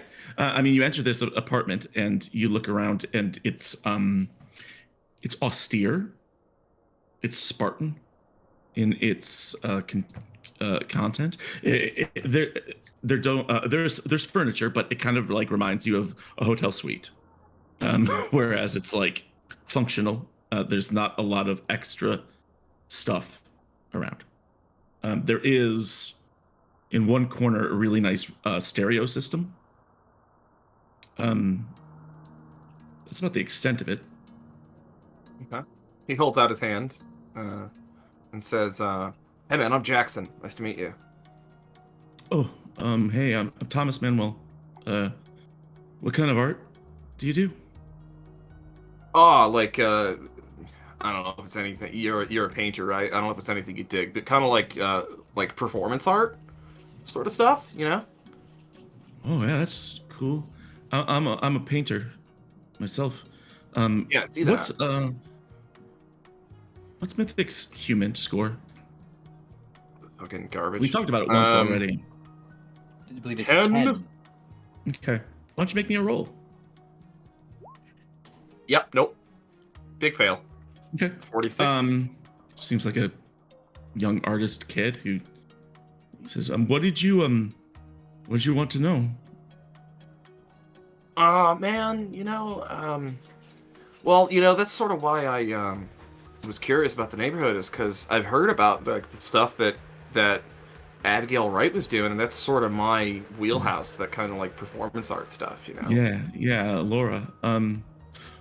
Laura's her middle name. I called her Laura when she was still Laura. here. Okay. I mean, she was really gifted and talented. She had some showings downtown. I mean, she sold some paintings, which is like more than most of us can ever do. I think she was just too big for New York, you know? Yeah. Like she just one day New York couldn't hold her. Yeah, big fish in a small pond, right? Right. Right. You want So you something? think she just You want like something? moved on to somewhere, more suited to her style, sort of thing? Yeah, well, I don't know. I don't know what happened to her, but I think she just up and left. You know, people do that all the time, especially like all the people here were all artists, so they do Yeah, that. people just leave. Yeah. I Did you get want that, something to eat or like drink? Sure, man. Yeah, no, if you're offering, that'd be great. Thank you. Um. Okay. Yeah, come on. And he leads you into this kitchen, which is it's kind of you're actually kind of already in the kitchen. It's a weird layout where like the door opens into the kitchen, and there's also a bathtub in there, and then there's another bathroom down there with like a toilet and sink, and Oh boy. it's like New York, right? But it's Yeah, Yeah. spacious. No. for everyone watching, that's just New York. Wait, That's just New Yeah. York. that's And then not there's the horror. bedroom that seems to be off to the side. It's not horror. It's just New York. Right. The next episode title. Um, it's not horror, it's just New York. He keeps talking to you as he like sort of walks over to the refrigerator, and he says, I got some milk. Um, I got some stuff. Do you want a sandwich? Listen, man, you opened your home to me, and that is super cool. Anything you offer me, I will appreciate so much. Okay. All right. Yeah, one second. He like sort of gets out like some it looks like some lunch meat, you know, bologna and like some bread boy. from the fridge and like pours a glass of milk. Make me an alertness check while he's doing this. Oh, grand. Another thing I'm great at. Failure. Okay. All right. Puts this meal together. It hands you like there's no mayo, mustard, nothing. It's just bologna on white bread. Not even And- cheese. Not even cheese. And a glass of whole milk. And like Sarah says, there you go. What did so you were just like you're a fan of what you're a fan of Laura's? You're a fan of her work? Yeah, man. Yeah, and I got to tell you, it's kind of macabre, and don't judge me for this, but when I read in the Post, fucking rag though, right? But you know, I saw it about her disappearance, man, and I heard about the way she had her apartment all done up in there. You know, it sounded fucked up, but also like really deep, man. Like she was doing some serious soul searching art. You know, do you know anything about that? I never saw any new stuff that she was working on. I mostly just sort of saw her on the building. We were real friendly. She's nice. Wow. Yeah, okay. But I mean, like, yo, the Post said she had, like, machinery and stuff in there, and, like, medical equipment, and like, wheelchairs and radios and stuff. Like, you must have heard some of that banging going on, right? No, I mean maybe she works on it at night. That's usually when I do my stuff, so it makes sense. I would here. I don't work here, and then it clicks. Like you look around this apartment, there's no easels, there's no paints, there's no books about art. And like you look over at the radio, that really nice stereo system he has. There's no CDs, there are no tapes. He says, "Yeah, I mean, I don't paint in here. I paint. The night manager helps me. He lets me work in the basement at night." Basement, right on, yeah. So, like, did this place come furnished or something, man? Or No, I mean, this is just. I don't need a lot of stuff. I just need, a little bit of furniture. It's great living here. Like you didn't ask that, but like, it's really nice. And well, I was thinking about it, yeah. It's just, I don't know. I got everything I need. That's great, man. Yeah. You got to have your sort of basic needs taken care of, and then that gives you the space to express yourself. Yeah, I mean, I got all that. Couldn't ask for more. Totally get it. Yeah, but yeah. So you say that you do your work at night in the basement, yeah? Yeah. Paint mostly, acrylics, but You should. Can I I'm in a your really work? great phase right now, but I don't know. I mean, why don't you roll Look, me I a- know.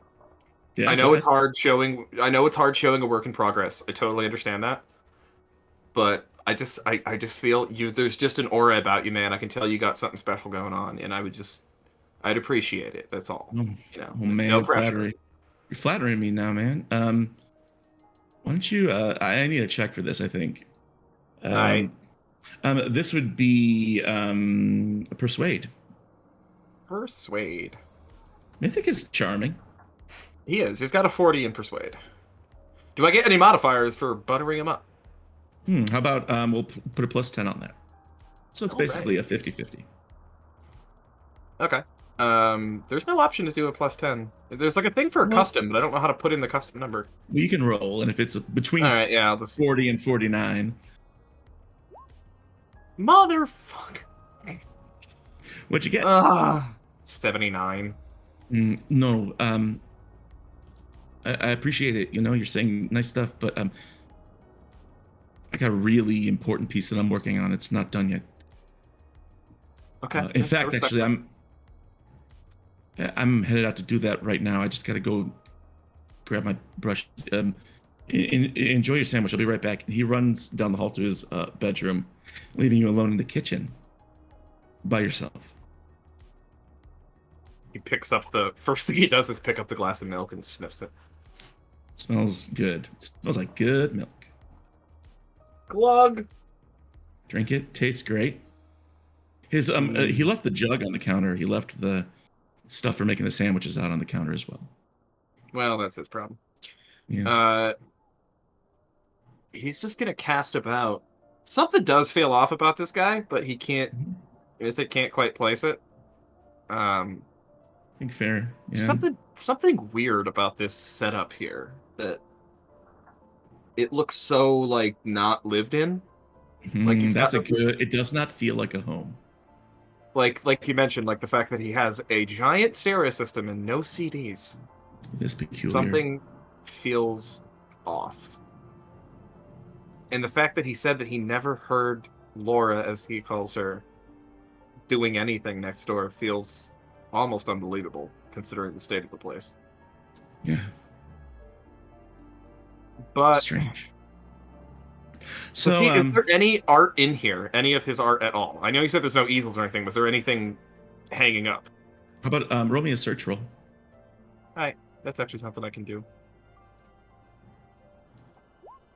Until I fail it! My god. I'm on a run of 4 failures. If there is art here, you don't find it. All you find is a package of bologna. And you pick up the bologna thinking, is this art? Like, you just like sort of look it over and you look at it and then your eyes drift down to the expiration date. And this bologna expired in March.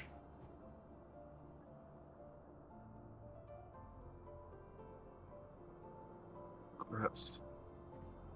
And he takes a slice of the bologna. He never took a bite of the sandwich, mercifully, but he takes the top piece of bread off his sandwich and then takes a slice of the bologna and he throws it at the wall.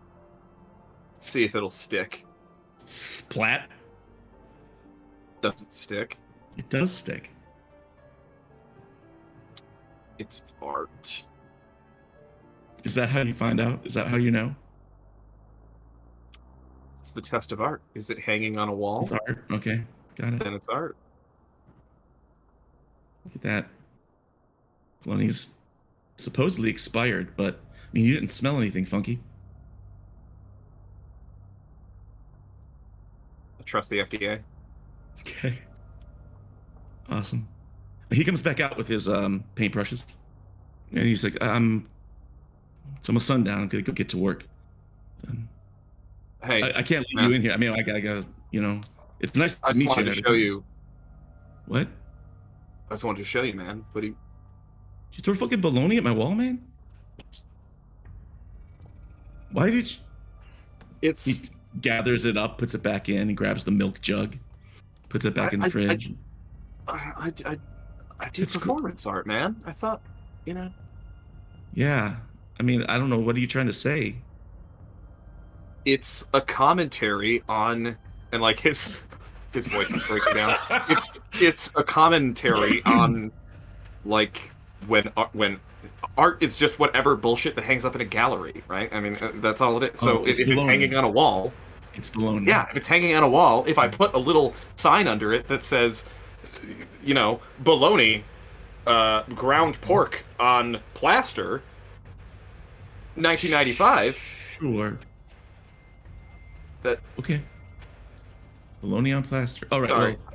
Well, I sort of ushers you out. Put the wall down later. Goes out in the hallway, locks the door behind him, and nice to meet you. What was your name again? Jackson. Right. Okay. And he heads out the front door.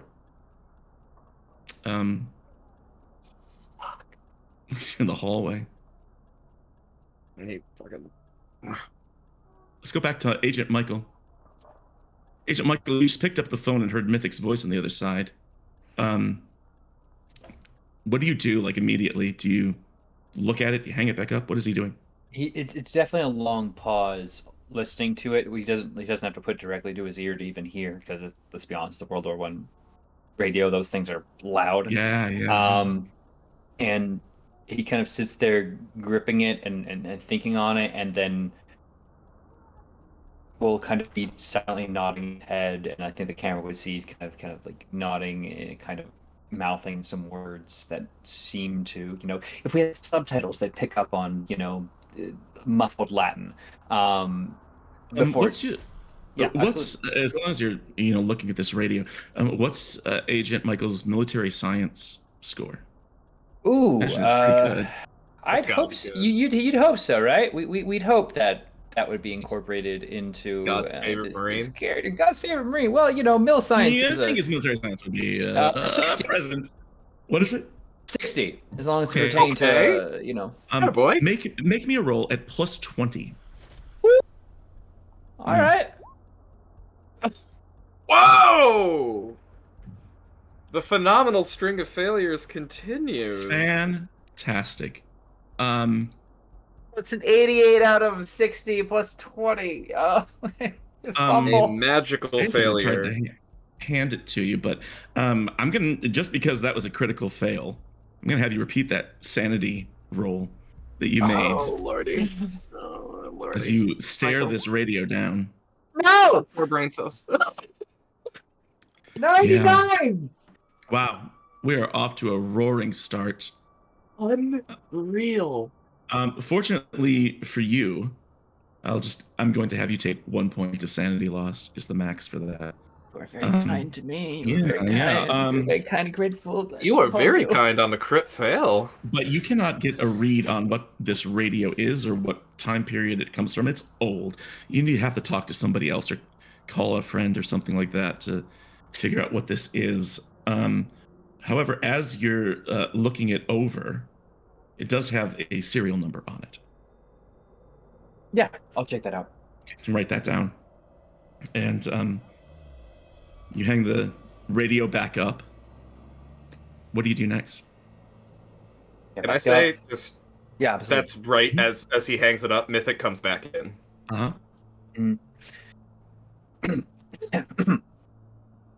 You all right?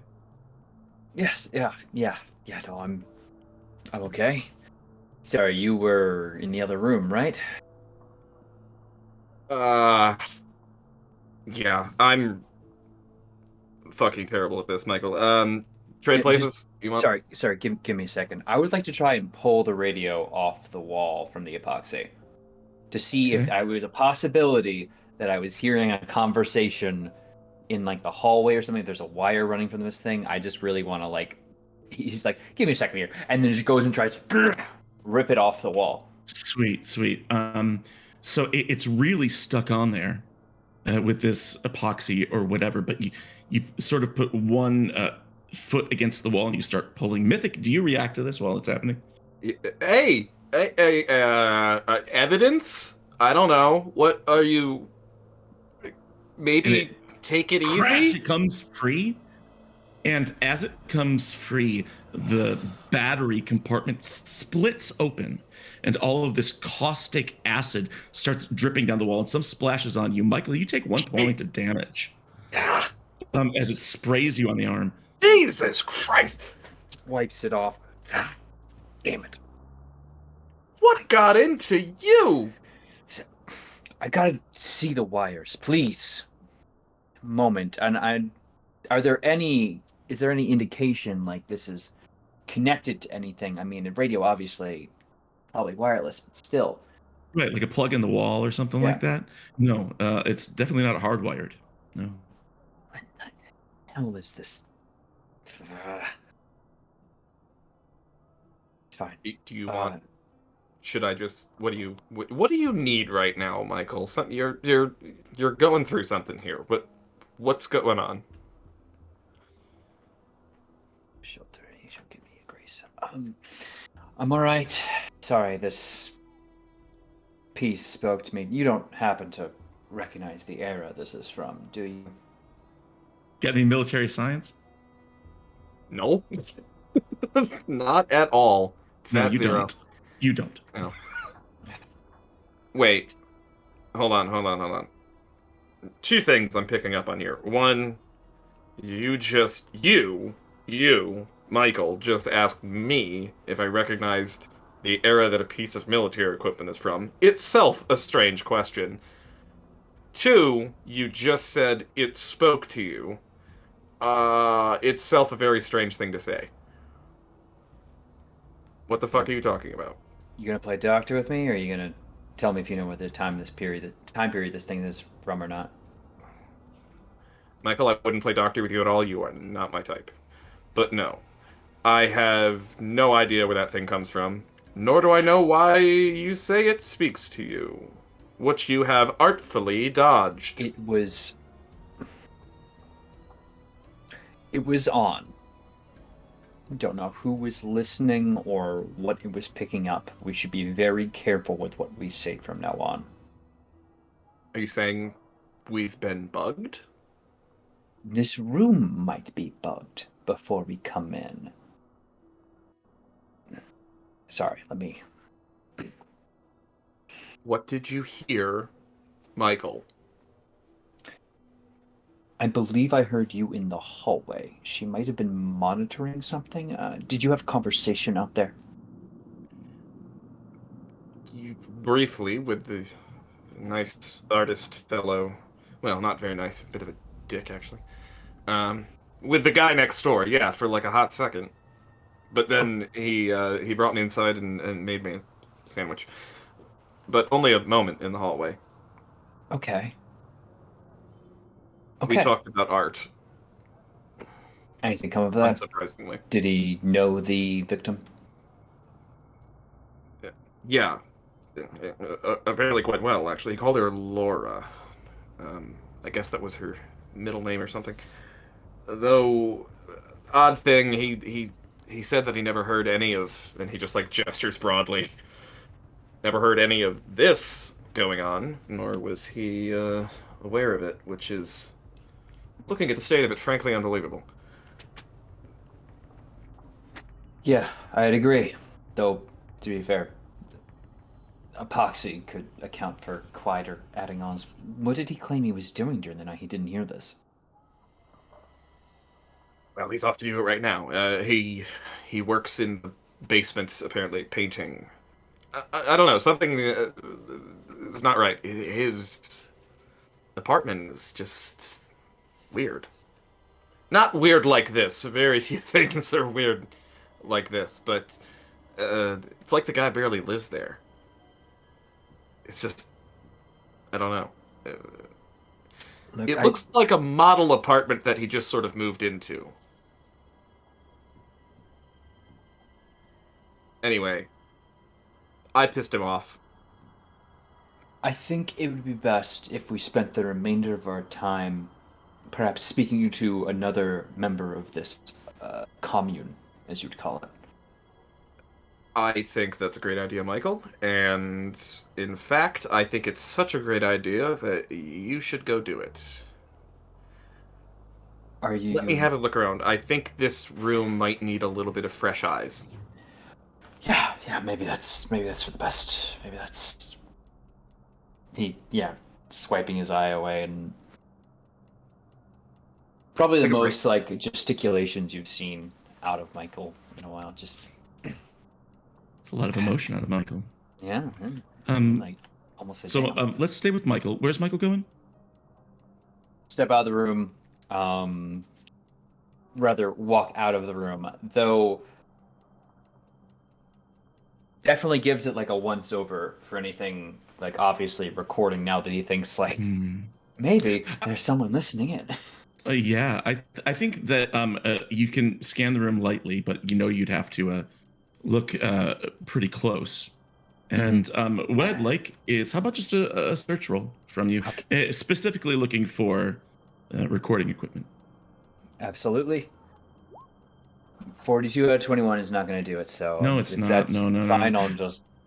So what you end up on is, you see that FBI box by the door, like, is the FBI recording us? Was this a weird transmission? And you sort of pop that thing open, and inside, you realize, oh, it's a bunch of stuff for cataloging. You know, it's got latex gloves in it. It has actually, you know, let me go ahead and find out. I'm gonna look for it for you. So it's got like I said, you know, it has the date on it. It says FBI White Plains, and on the inbox here is what you find. There is a Polaroid camera, 4 Polaroid cameras, 100 packs of film, which you do quick math, 800 photographs that totals up to. In addition, there are gloves, evidence bags, stickers, and sealing tape, as well as a manifest list for everything that you find. But there's no recording equipment. Okay. Just tear this box open, you look through the stuff. He kind of smacks a little bit on the side. Mhm. If you need to take any pictures, there's film in here. He is going to take a pair of gloves and put it into a pocket. Okay. Oh, could you pass me a pair of gloves? I don't want to accidentally destroy any evidence. You continue to be the most amusing member of our group. And he grabs the second pair of gloves and tosses them in the air your direction. Thank you. And leaves. In this case, let's stay with Mythic now, as Mythic is left alone in the apartment. Mythic, what does it look like? I feel like you're like Jeff Goldblum in an apartments.com commercial. You know, it's like, what does it look like as he walks through the space? He's still trying to find a pattern to it. Okay. So because he just feels like there has to be one. There's no. It looks random, but everything looks random from far away. When you get up close, you start to see the order. Or sometimes it's the opposite, I suppose. Things look random up close, and you pull back and you can see the larger picture. And he as soon as Michael leaves, like, and shuts the door, Mythic just like, oh, thank God. Okay. And he kind of delicately snaps his gloves on and starts to kind of play a little bit of music in his head. A little bit of a waltz. Oh, that's nice. On the off chance you happen to have a waltz preloaded. Well, I don't know if I have. No, I I like that. That's nice. But I do have this.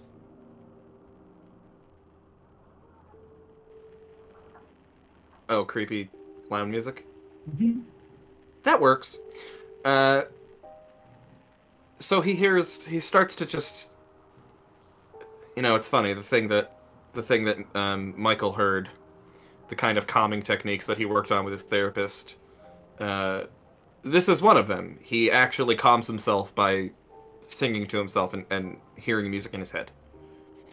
So he kind of takes a deep breath and listens in to the sounds in his own brain and just starts to kind of glide throughout this apartment.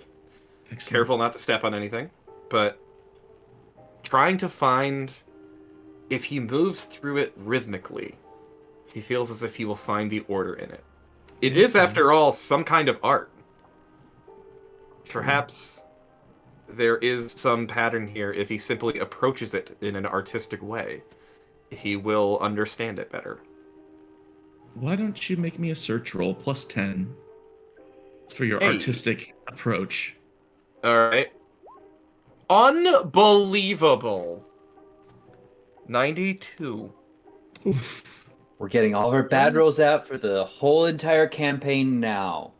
Clearly. Dude, we're on a roll of like 9 straight fails. I think what you end up with is, well, maybe it's not the wrong approach, but maybe you need a dance partner. Maybe you'll do better once the rest of the team arrives. And as you're dancing there alone, you remember, oh, you've got places to be. It's getting close to 7.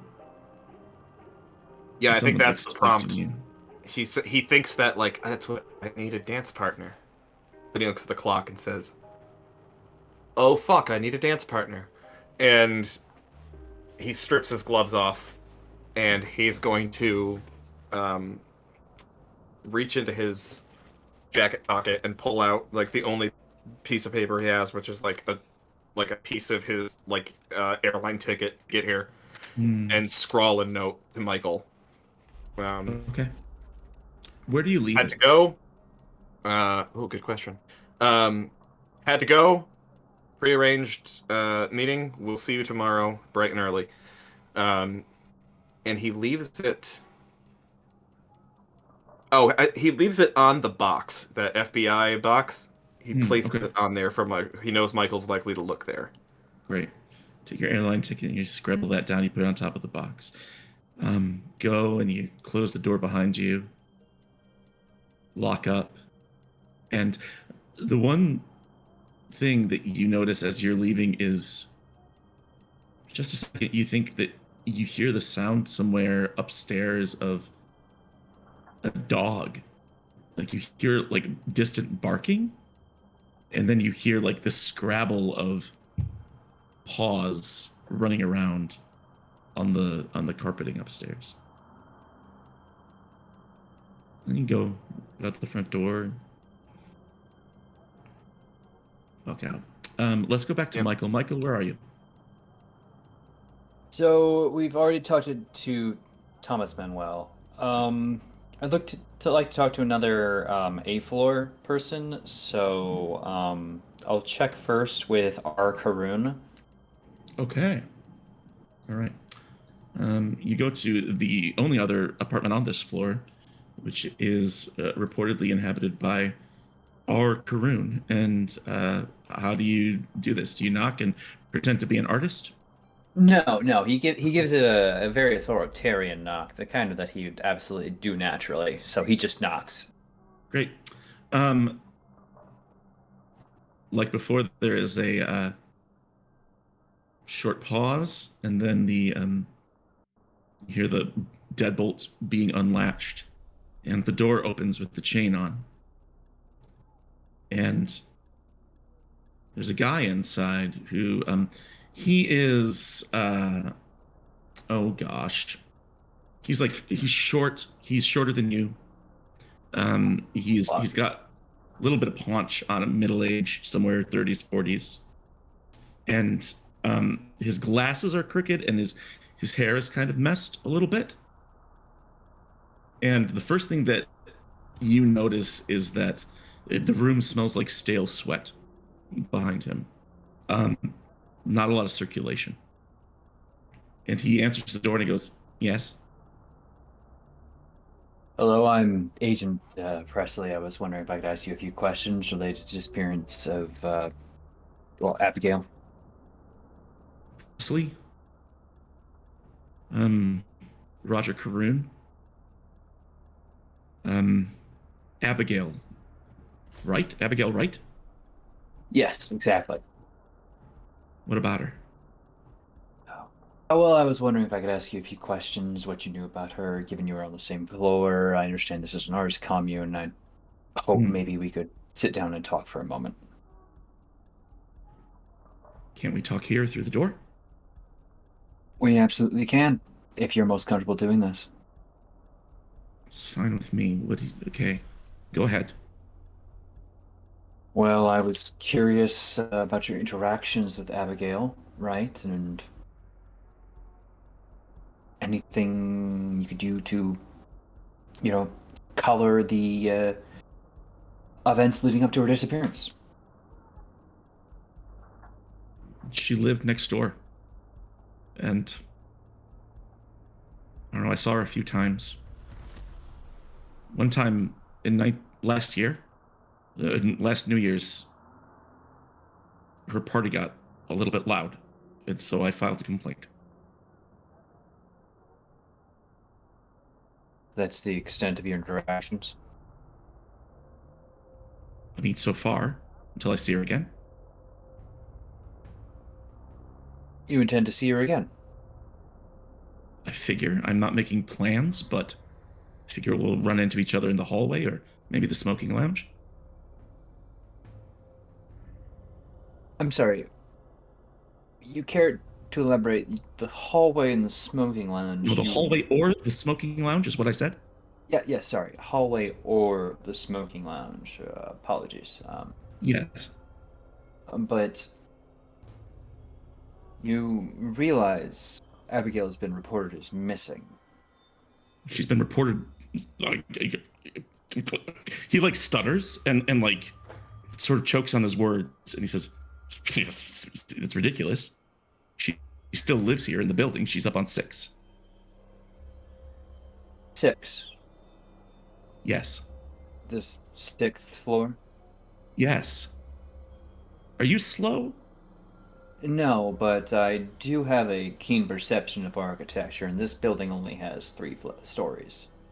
Mm-hmm. Oh, it's funny.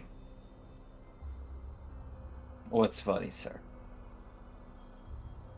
Well, if the apartment building only has 3 floors, I don't know how she could have moved upstairs, but that's why she's missing. She moved up to the 6th floor. It's as simple as that.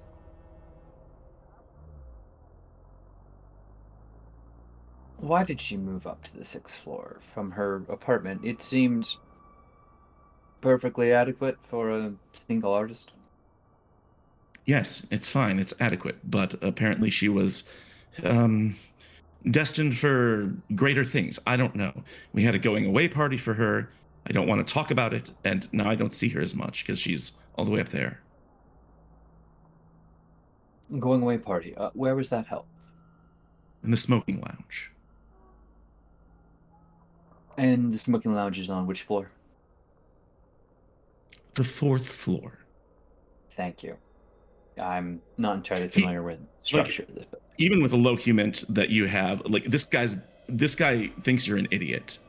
And he's absolutely baffled that you would ask these questions with these obvious answers. Is that all? Mr. Karoon, would it be all right if we ask you a few questions in the future? I'll have a team coming in and out. We want to reopen and re-examine this case. I understand FBI agents may have already been around, but would it be all right if we checked back in with you? Thank you. No, I'm always happy to help. Absolutely, and you've been incredibly helpful. Yes, apologies. Goodbye. And he slams the door in your face. Be not quick to anger, it is the first sin, he says. As he like clutches his hand.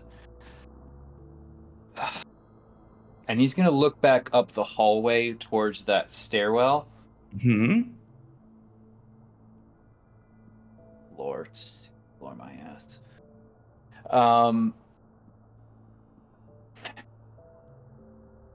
He's gonna start moving in that direction. Moving in the direction of the stairwell. Yes, but he'll also make sure to you'll hear, like, the camera will hear a lot as he undoes the clasp on his pistol. Okay. And he'll just readjust and head back to normal before picking up the stairwell. Okay. And starting to slowly walk up. Turn and you look up the staircase and you start climbing, ascending, get to the 2nd floor. You keep going? Again, like, pauses, takes a look up, moves up. Okay. Keep going up. You get to the 3rd floor. Pauses and looks up once again to check the stairwell. Yeah, you check the stairwell and you look up, and this time it looks like the stairwell goes up half a flight and then stops. And then no, it goes up. It goes a full flight. It goes up a full flight, but as you like go up halfway and you turn, see that it stops at a door that's marked roof access.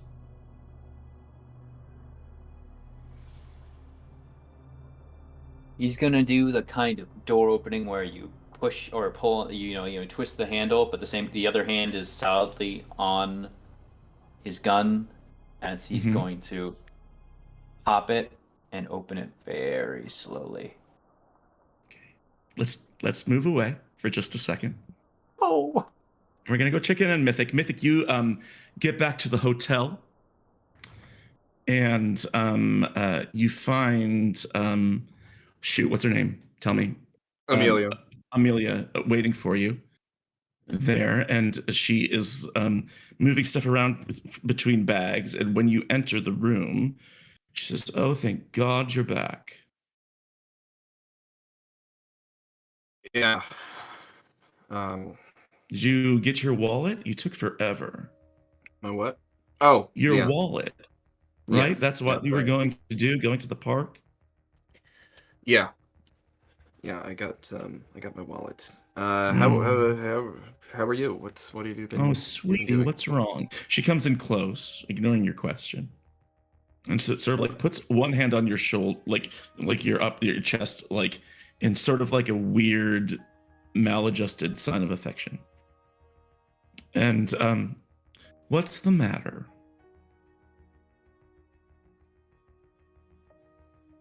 He thinks really hard about how much he's about to say.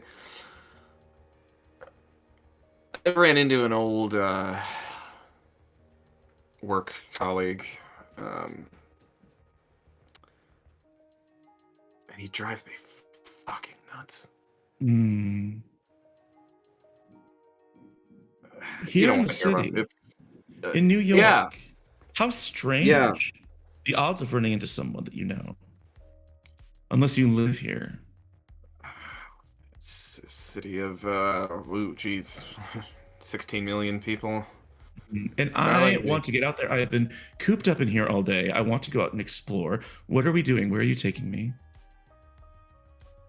Where am I taking you? So like, if we could peer inside Mythic's brain for a moment, Oh God, the uh, horror. the horror. He is genuinely annoyed with himself at how incredibly unproductive he has been for that. Like he Mhm. has accomplished jack shit since he's been out with Michael. He has accomplished absolutely nothing, Yeah. and he he honestly feels bad because on some deep down level he actually wants Michael to respect him. So Mm, he you don't know that, you didn't hear that, you didn't hear I that. didn't hear that. No one heard it. Um, so he's like gears turning of like, how can I weave work into this somehow? So I think he wants to go. What other leads do we have? We have the I'm just thinking of things that he read in that Mhm. You have the local leader. newspaper article. There was the And local not, community leader. you don't know much else. I mean, if you researched Abigail a little bit more or something like that, but you don't have a lot of leads right now. Wait, I have one. Okay. Uh, my best friend I just made, my artist friend, Mr. Manuel, said Mhm. that she had art installations downtown. She did say that, yeah. I have a capital idea, darling. What's that? As he realizes he's been affecting her manner of speech. Yeah. I think Hmm. a little internal fuck. I think we should go to an art gallery, but Hmm. I've heard about this one very underground. Nothing mainstream. Momo was lovely. Don't get me wrong. Momo was lovely, but this is something you're only gonna. This is a local scene kind of thing. Ooh, My friend mentioned it. underground. Yes, yes, yes. I Have like you heard of an it. artist by the name of Abigail Wright? Abigail Wright. No, I can't say I have. Did Totally she? expected her to pretend that she'd heard because that's the kind of person she is. Sorry, let's redo that. Of course. You don't have to listen to my cues. I just thought that'd be fun. Uh, Mhm. well By the then, way, I'm going to retcon this really quick. The gallery that Thomas Manuel told you about mhm, is a place called the Mercury, which is downtown on Franklin Street. excellent. It's at a little gallery called the Mercury. The Mercury. Ooh, I Yes. like it. And yes, and this Abigail Wright right here has a very almost feral sort of style. Just elements of Strong. randomness, but that have Mm. yes, but that have a pattern. You know, I think it's the sort of thing you would really enjoy. So what do you say? We have a cocktail and then we take in a gallery, darling. Yes, that sounds wonderful. You lead the way. Excellent. And she sort of follows you out, and you close the door behind you and head down into the lobby and out for cocktails, and then out to investigate an art gallery. And now, by popular request, we're going to go back to Agent Michael. Or you can stay at the art gallery. The art gallery was nice. We can go to the art gallery. Agent We're Michael gonna have a real nice time. Oh boy, at the art gallery. You ascend this final set of stairs up from the 3rd floor. Yes. What did you just? Your brain just smelled Turk? Sorry, no, I saw chat give you a villain point. Oh. Excellent. I don't know what a villain point is in this system, Whatever but we're going to want. use it. I know what a villain point is. We're going to use them like fate coins in Zweihander, and which means that I can spend them to make you re-roll things that you succeed on if I want. So you ascend this final set of stairs. Ooh, and this music is way too happy for this. It's way too peaceful. Step by step of this old, creaking wooden stairwell until you come up to this heavy metal door. It says roof access on it. And you take a good long look at it. What's going through Michael's head? There's 2 arguments.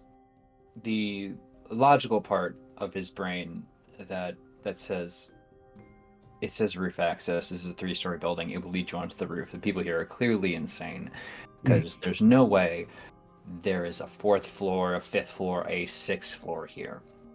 Clearly, Mr. Karoon was mistaken. But then there's the part of his brain that knows better. Having, been on missions before and having been exposed to things that he's been exposed to, that tells him to reach for his gun and be ready for anything. Okay. So you've got one hand on your gun. With your other hand, you are going to reach out and open this door that says roof access, fully expecting on the other side to be just a roof. So the door swings open slowly, and you're met with music.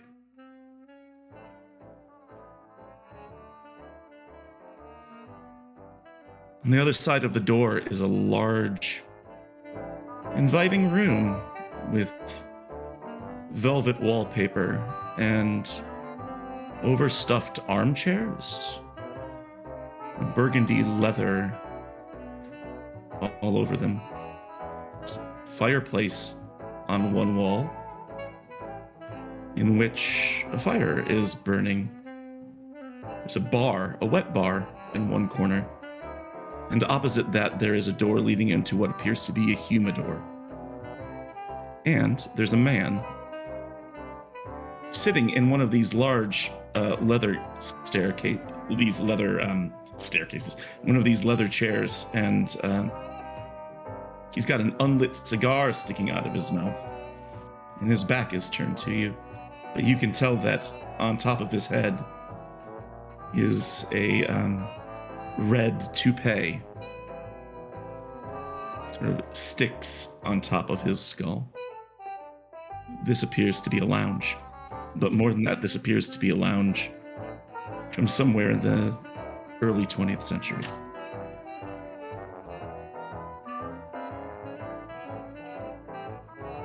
Yeah, Agent Michael's gonna close the door behind him. Not like close it. He's coming in. He's going in? Yeah, going in and closing the door. Just open it really quick and just like do that peek to make sure the stairwell's still back there and shut it again. Just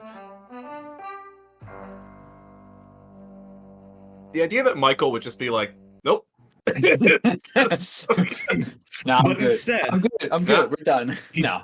in and takes one last look at the staircase and closes the door behind him. And that's where we're going to end today's game. Legal. And next time when we come back together, hopefully we'll have a full team arriving in New York City to investigate the rest of this. That is going to be 2 weeks from tonight. We'll be back with episode 2. We're going to be on an every other Thursday schedule. And I can't wait to expose the others to all the stuff that you guys have been exposed to so far and more. So, thank you so much, chat. I appreciate everyone coming out for the premiere. Please come back. Please stay tuned and help us figure out what the crap is going on. I have big thanks to, of course, Lost Caravan for hosting, and it's always a pleasure and giving a home for this show. But also Colin and Turk, thank you guys for being here and for being fantastic. Let's check in with each of you. Turk, where can we find you online? What else do you have going on? Are you as busy as you usually are? Sorry. Hi. No, that was the only sound that came out of me at the moment. Hi. Yeah. No, I'm pretty busy. I got some things going on. I got some irons in the fire. I'm not panicking at all. Okay. It's okay. Hey. Yeah. I am Turk or Turk scented in the 1920s smoking lounge. And I got some exciting stuff coming up for March, including this campaign, which, yeah. Anyway, you can catch me next Sunday here for some more Nova, which is going to be a follow-up to our previous Nova one-shot, which you can, of course, watch on YouTube or maybe through Twitch VODs if it's still there. Then on the 28th, last day of the month, we'll be kicking off a really cool game over on Neonight's Roleplay, which I will mispronounce, Galgalim, which is an Eastern European, very Judaica-inspired game where we're using the Rogue 2E system with some add-ons. It should be really fun, focusing on like hearth spirits guiding a family towards, safety and security. I think it's gonna be great. We just had our session 0 tonight before I jumped on here. So that was really fun. And I really look forward to cracking that one open. But also, the next day will be the finale of Icon, Lost Kingdoms. If you didn't catch the last episode, I have feelings about it, as I do with most episodes here. But this one was like, some good Star Wars Episode 4, stuff. And then on the 2nd, we have Lost Transmission, which is another horror game where you can watch me lose my mind slowly to it. I mean, that was more... Are you okay? I am so great. I am like, personally, as a person, I am so enthralled and in love, but as, in the moment, I'm like, huh? It's fine. No, I'm great. I love this campaign already. It's been one episode. We had half the cast, and we just, wow, everything is great. My brain is just so happy, but also like, no, don't kill my baby. Might kill your baby. You might. Don't worry. I'll come back as Agent Cooper or something. I don't know. Agent Christopher. Agent Christopher clearly needs to come back. Oh no. So Last Transmission is another horror game I'm a part of, in which is more Aliens, Dead Space based, which is really fun. That's over on Neon Lights. And there's a bunch more stuff, but I do have to give a shout out to 2 more games before we're back here for more Delta Green on the 9th. I run Oathsworn, Odyssey of the Dragonlords, which is a big, epic Grecian mythology-based campaign over on Neon Lights Roleplay. We're in our 2nd episode of the new season after much trial and tribulation to get that back. As you can see, chat, the oats are warm. It's really fun. It's if you haven't ever had a chance to tune in before for our first 20 episodes, that's fine. A lot of the players even forgot the lore, so we're learning everything as we go.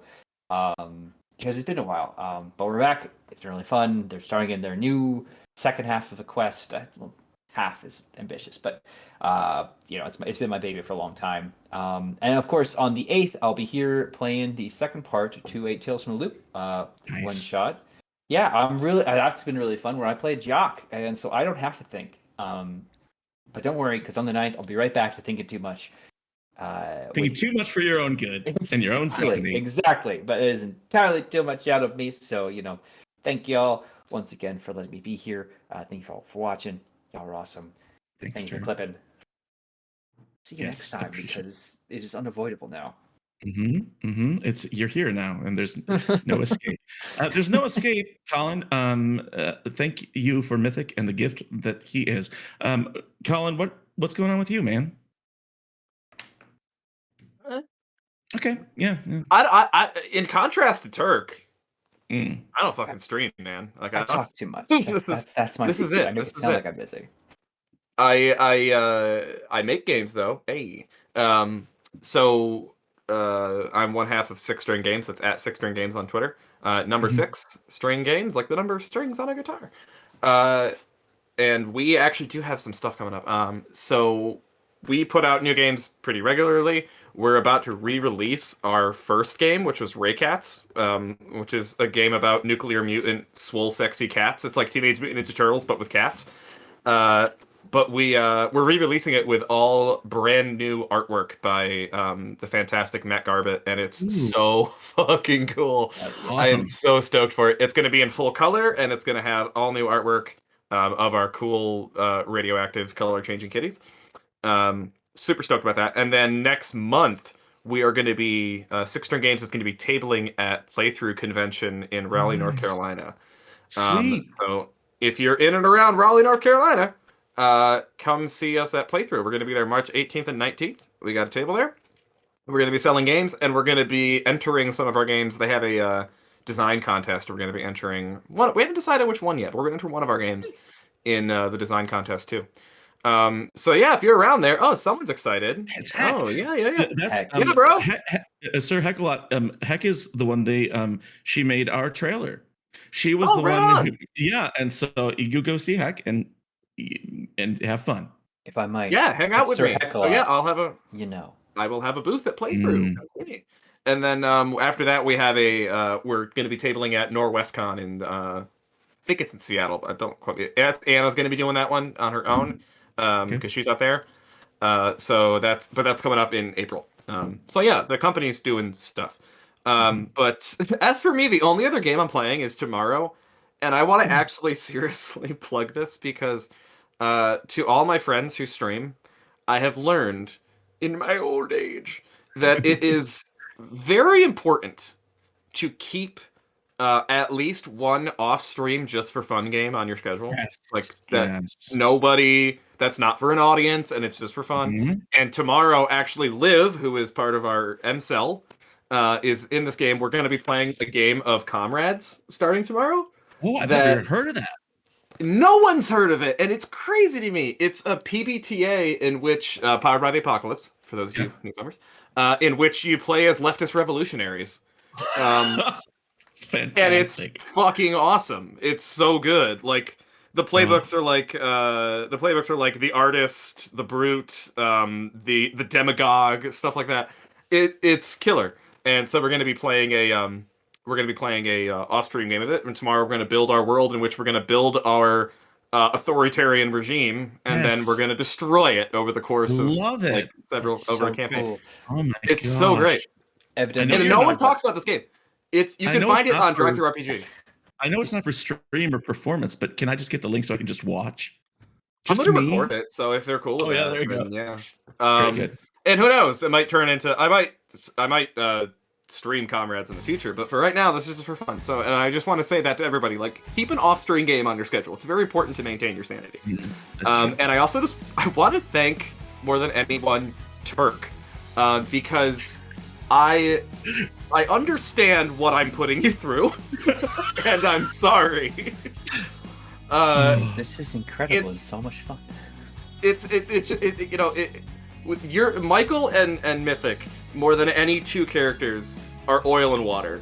And whenever I have that dynamic, diametrically opposed. And whenever I have that dynamic with another player, it's always challenging but very rewarding, because like I was saying to Turk in Discord, I just want this is all working toward I want them to finally have their I don't like you, but goddammit I respect you.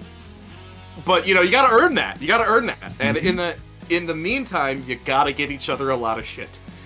So Turk, you are a champion for putting up with my bullshit. It was very fun, but at the same time, you are a champion because all the spooky shit happened to you, bro. So, I just got the baloney. You got the speakeasy from the 20s and the clown. I am so close. Oh, to and my my voice. First breaking point. Yeah. Well, we can talk about that. How there's nothing is sacred anymore, apparently.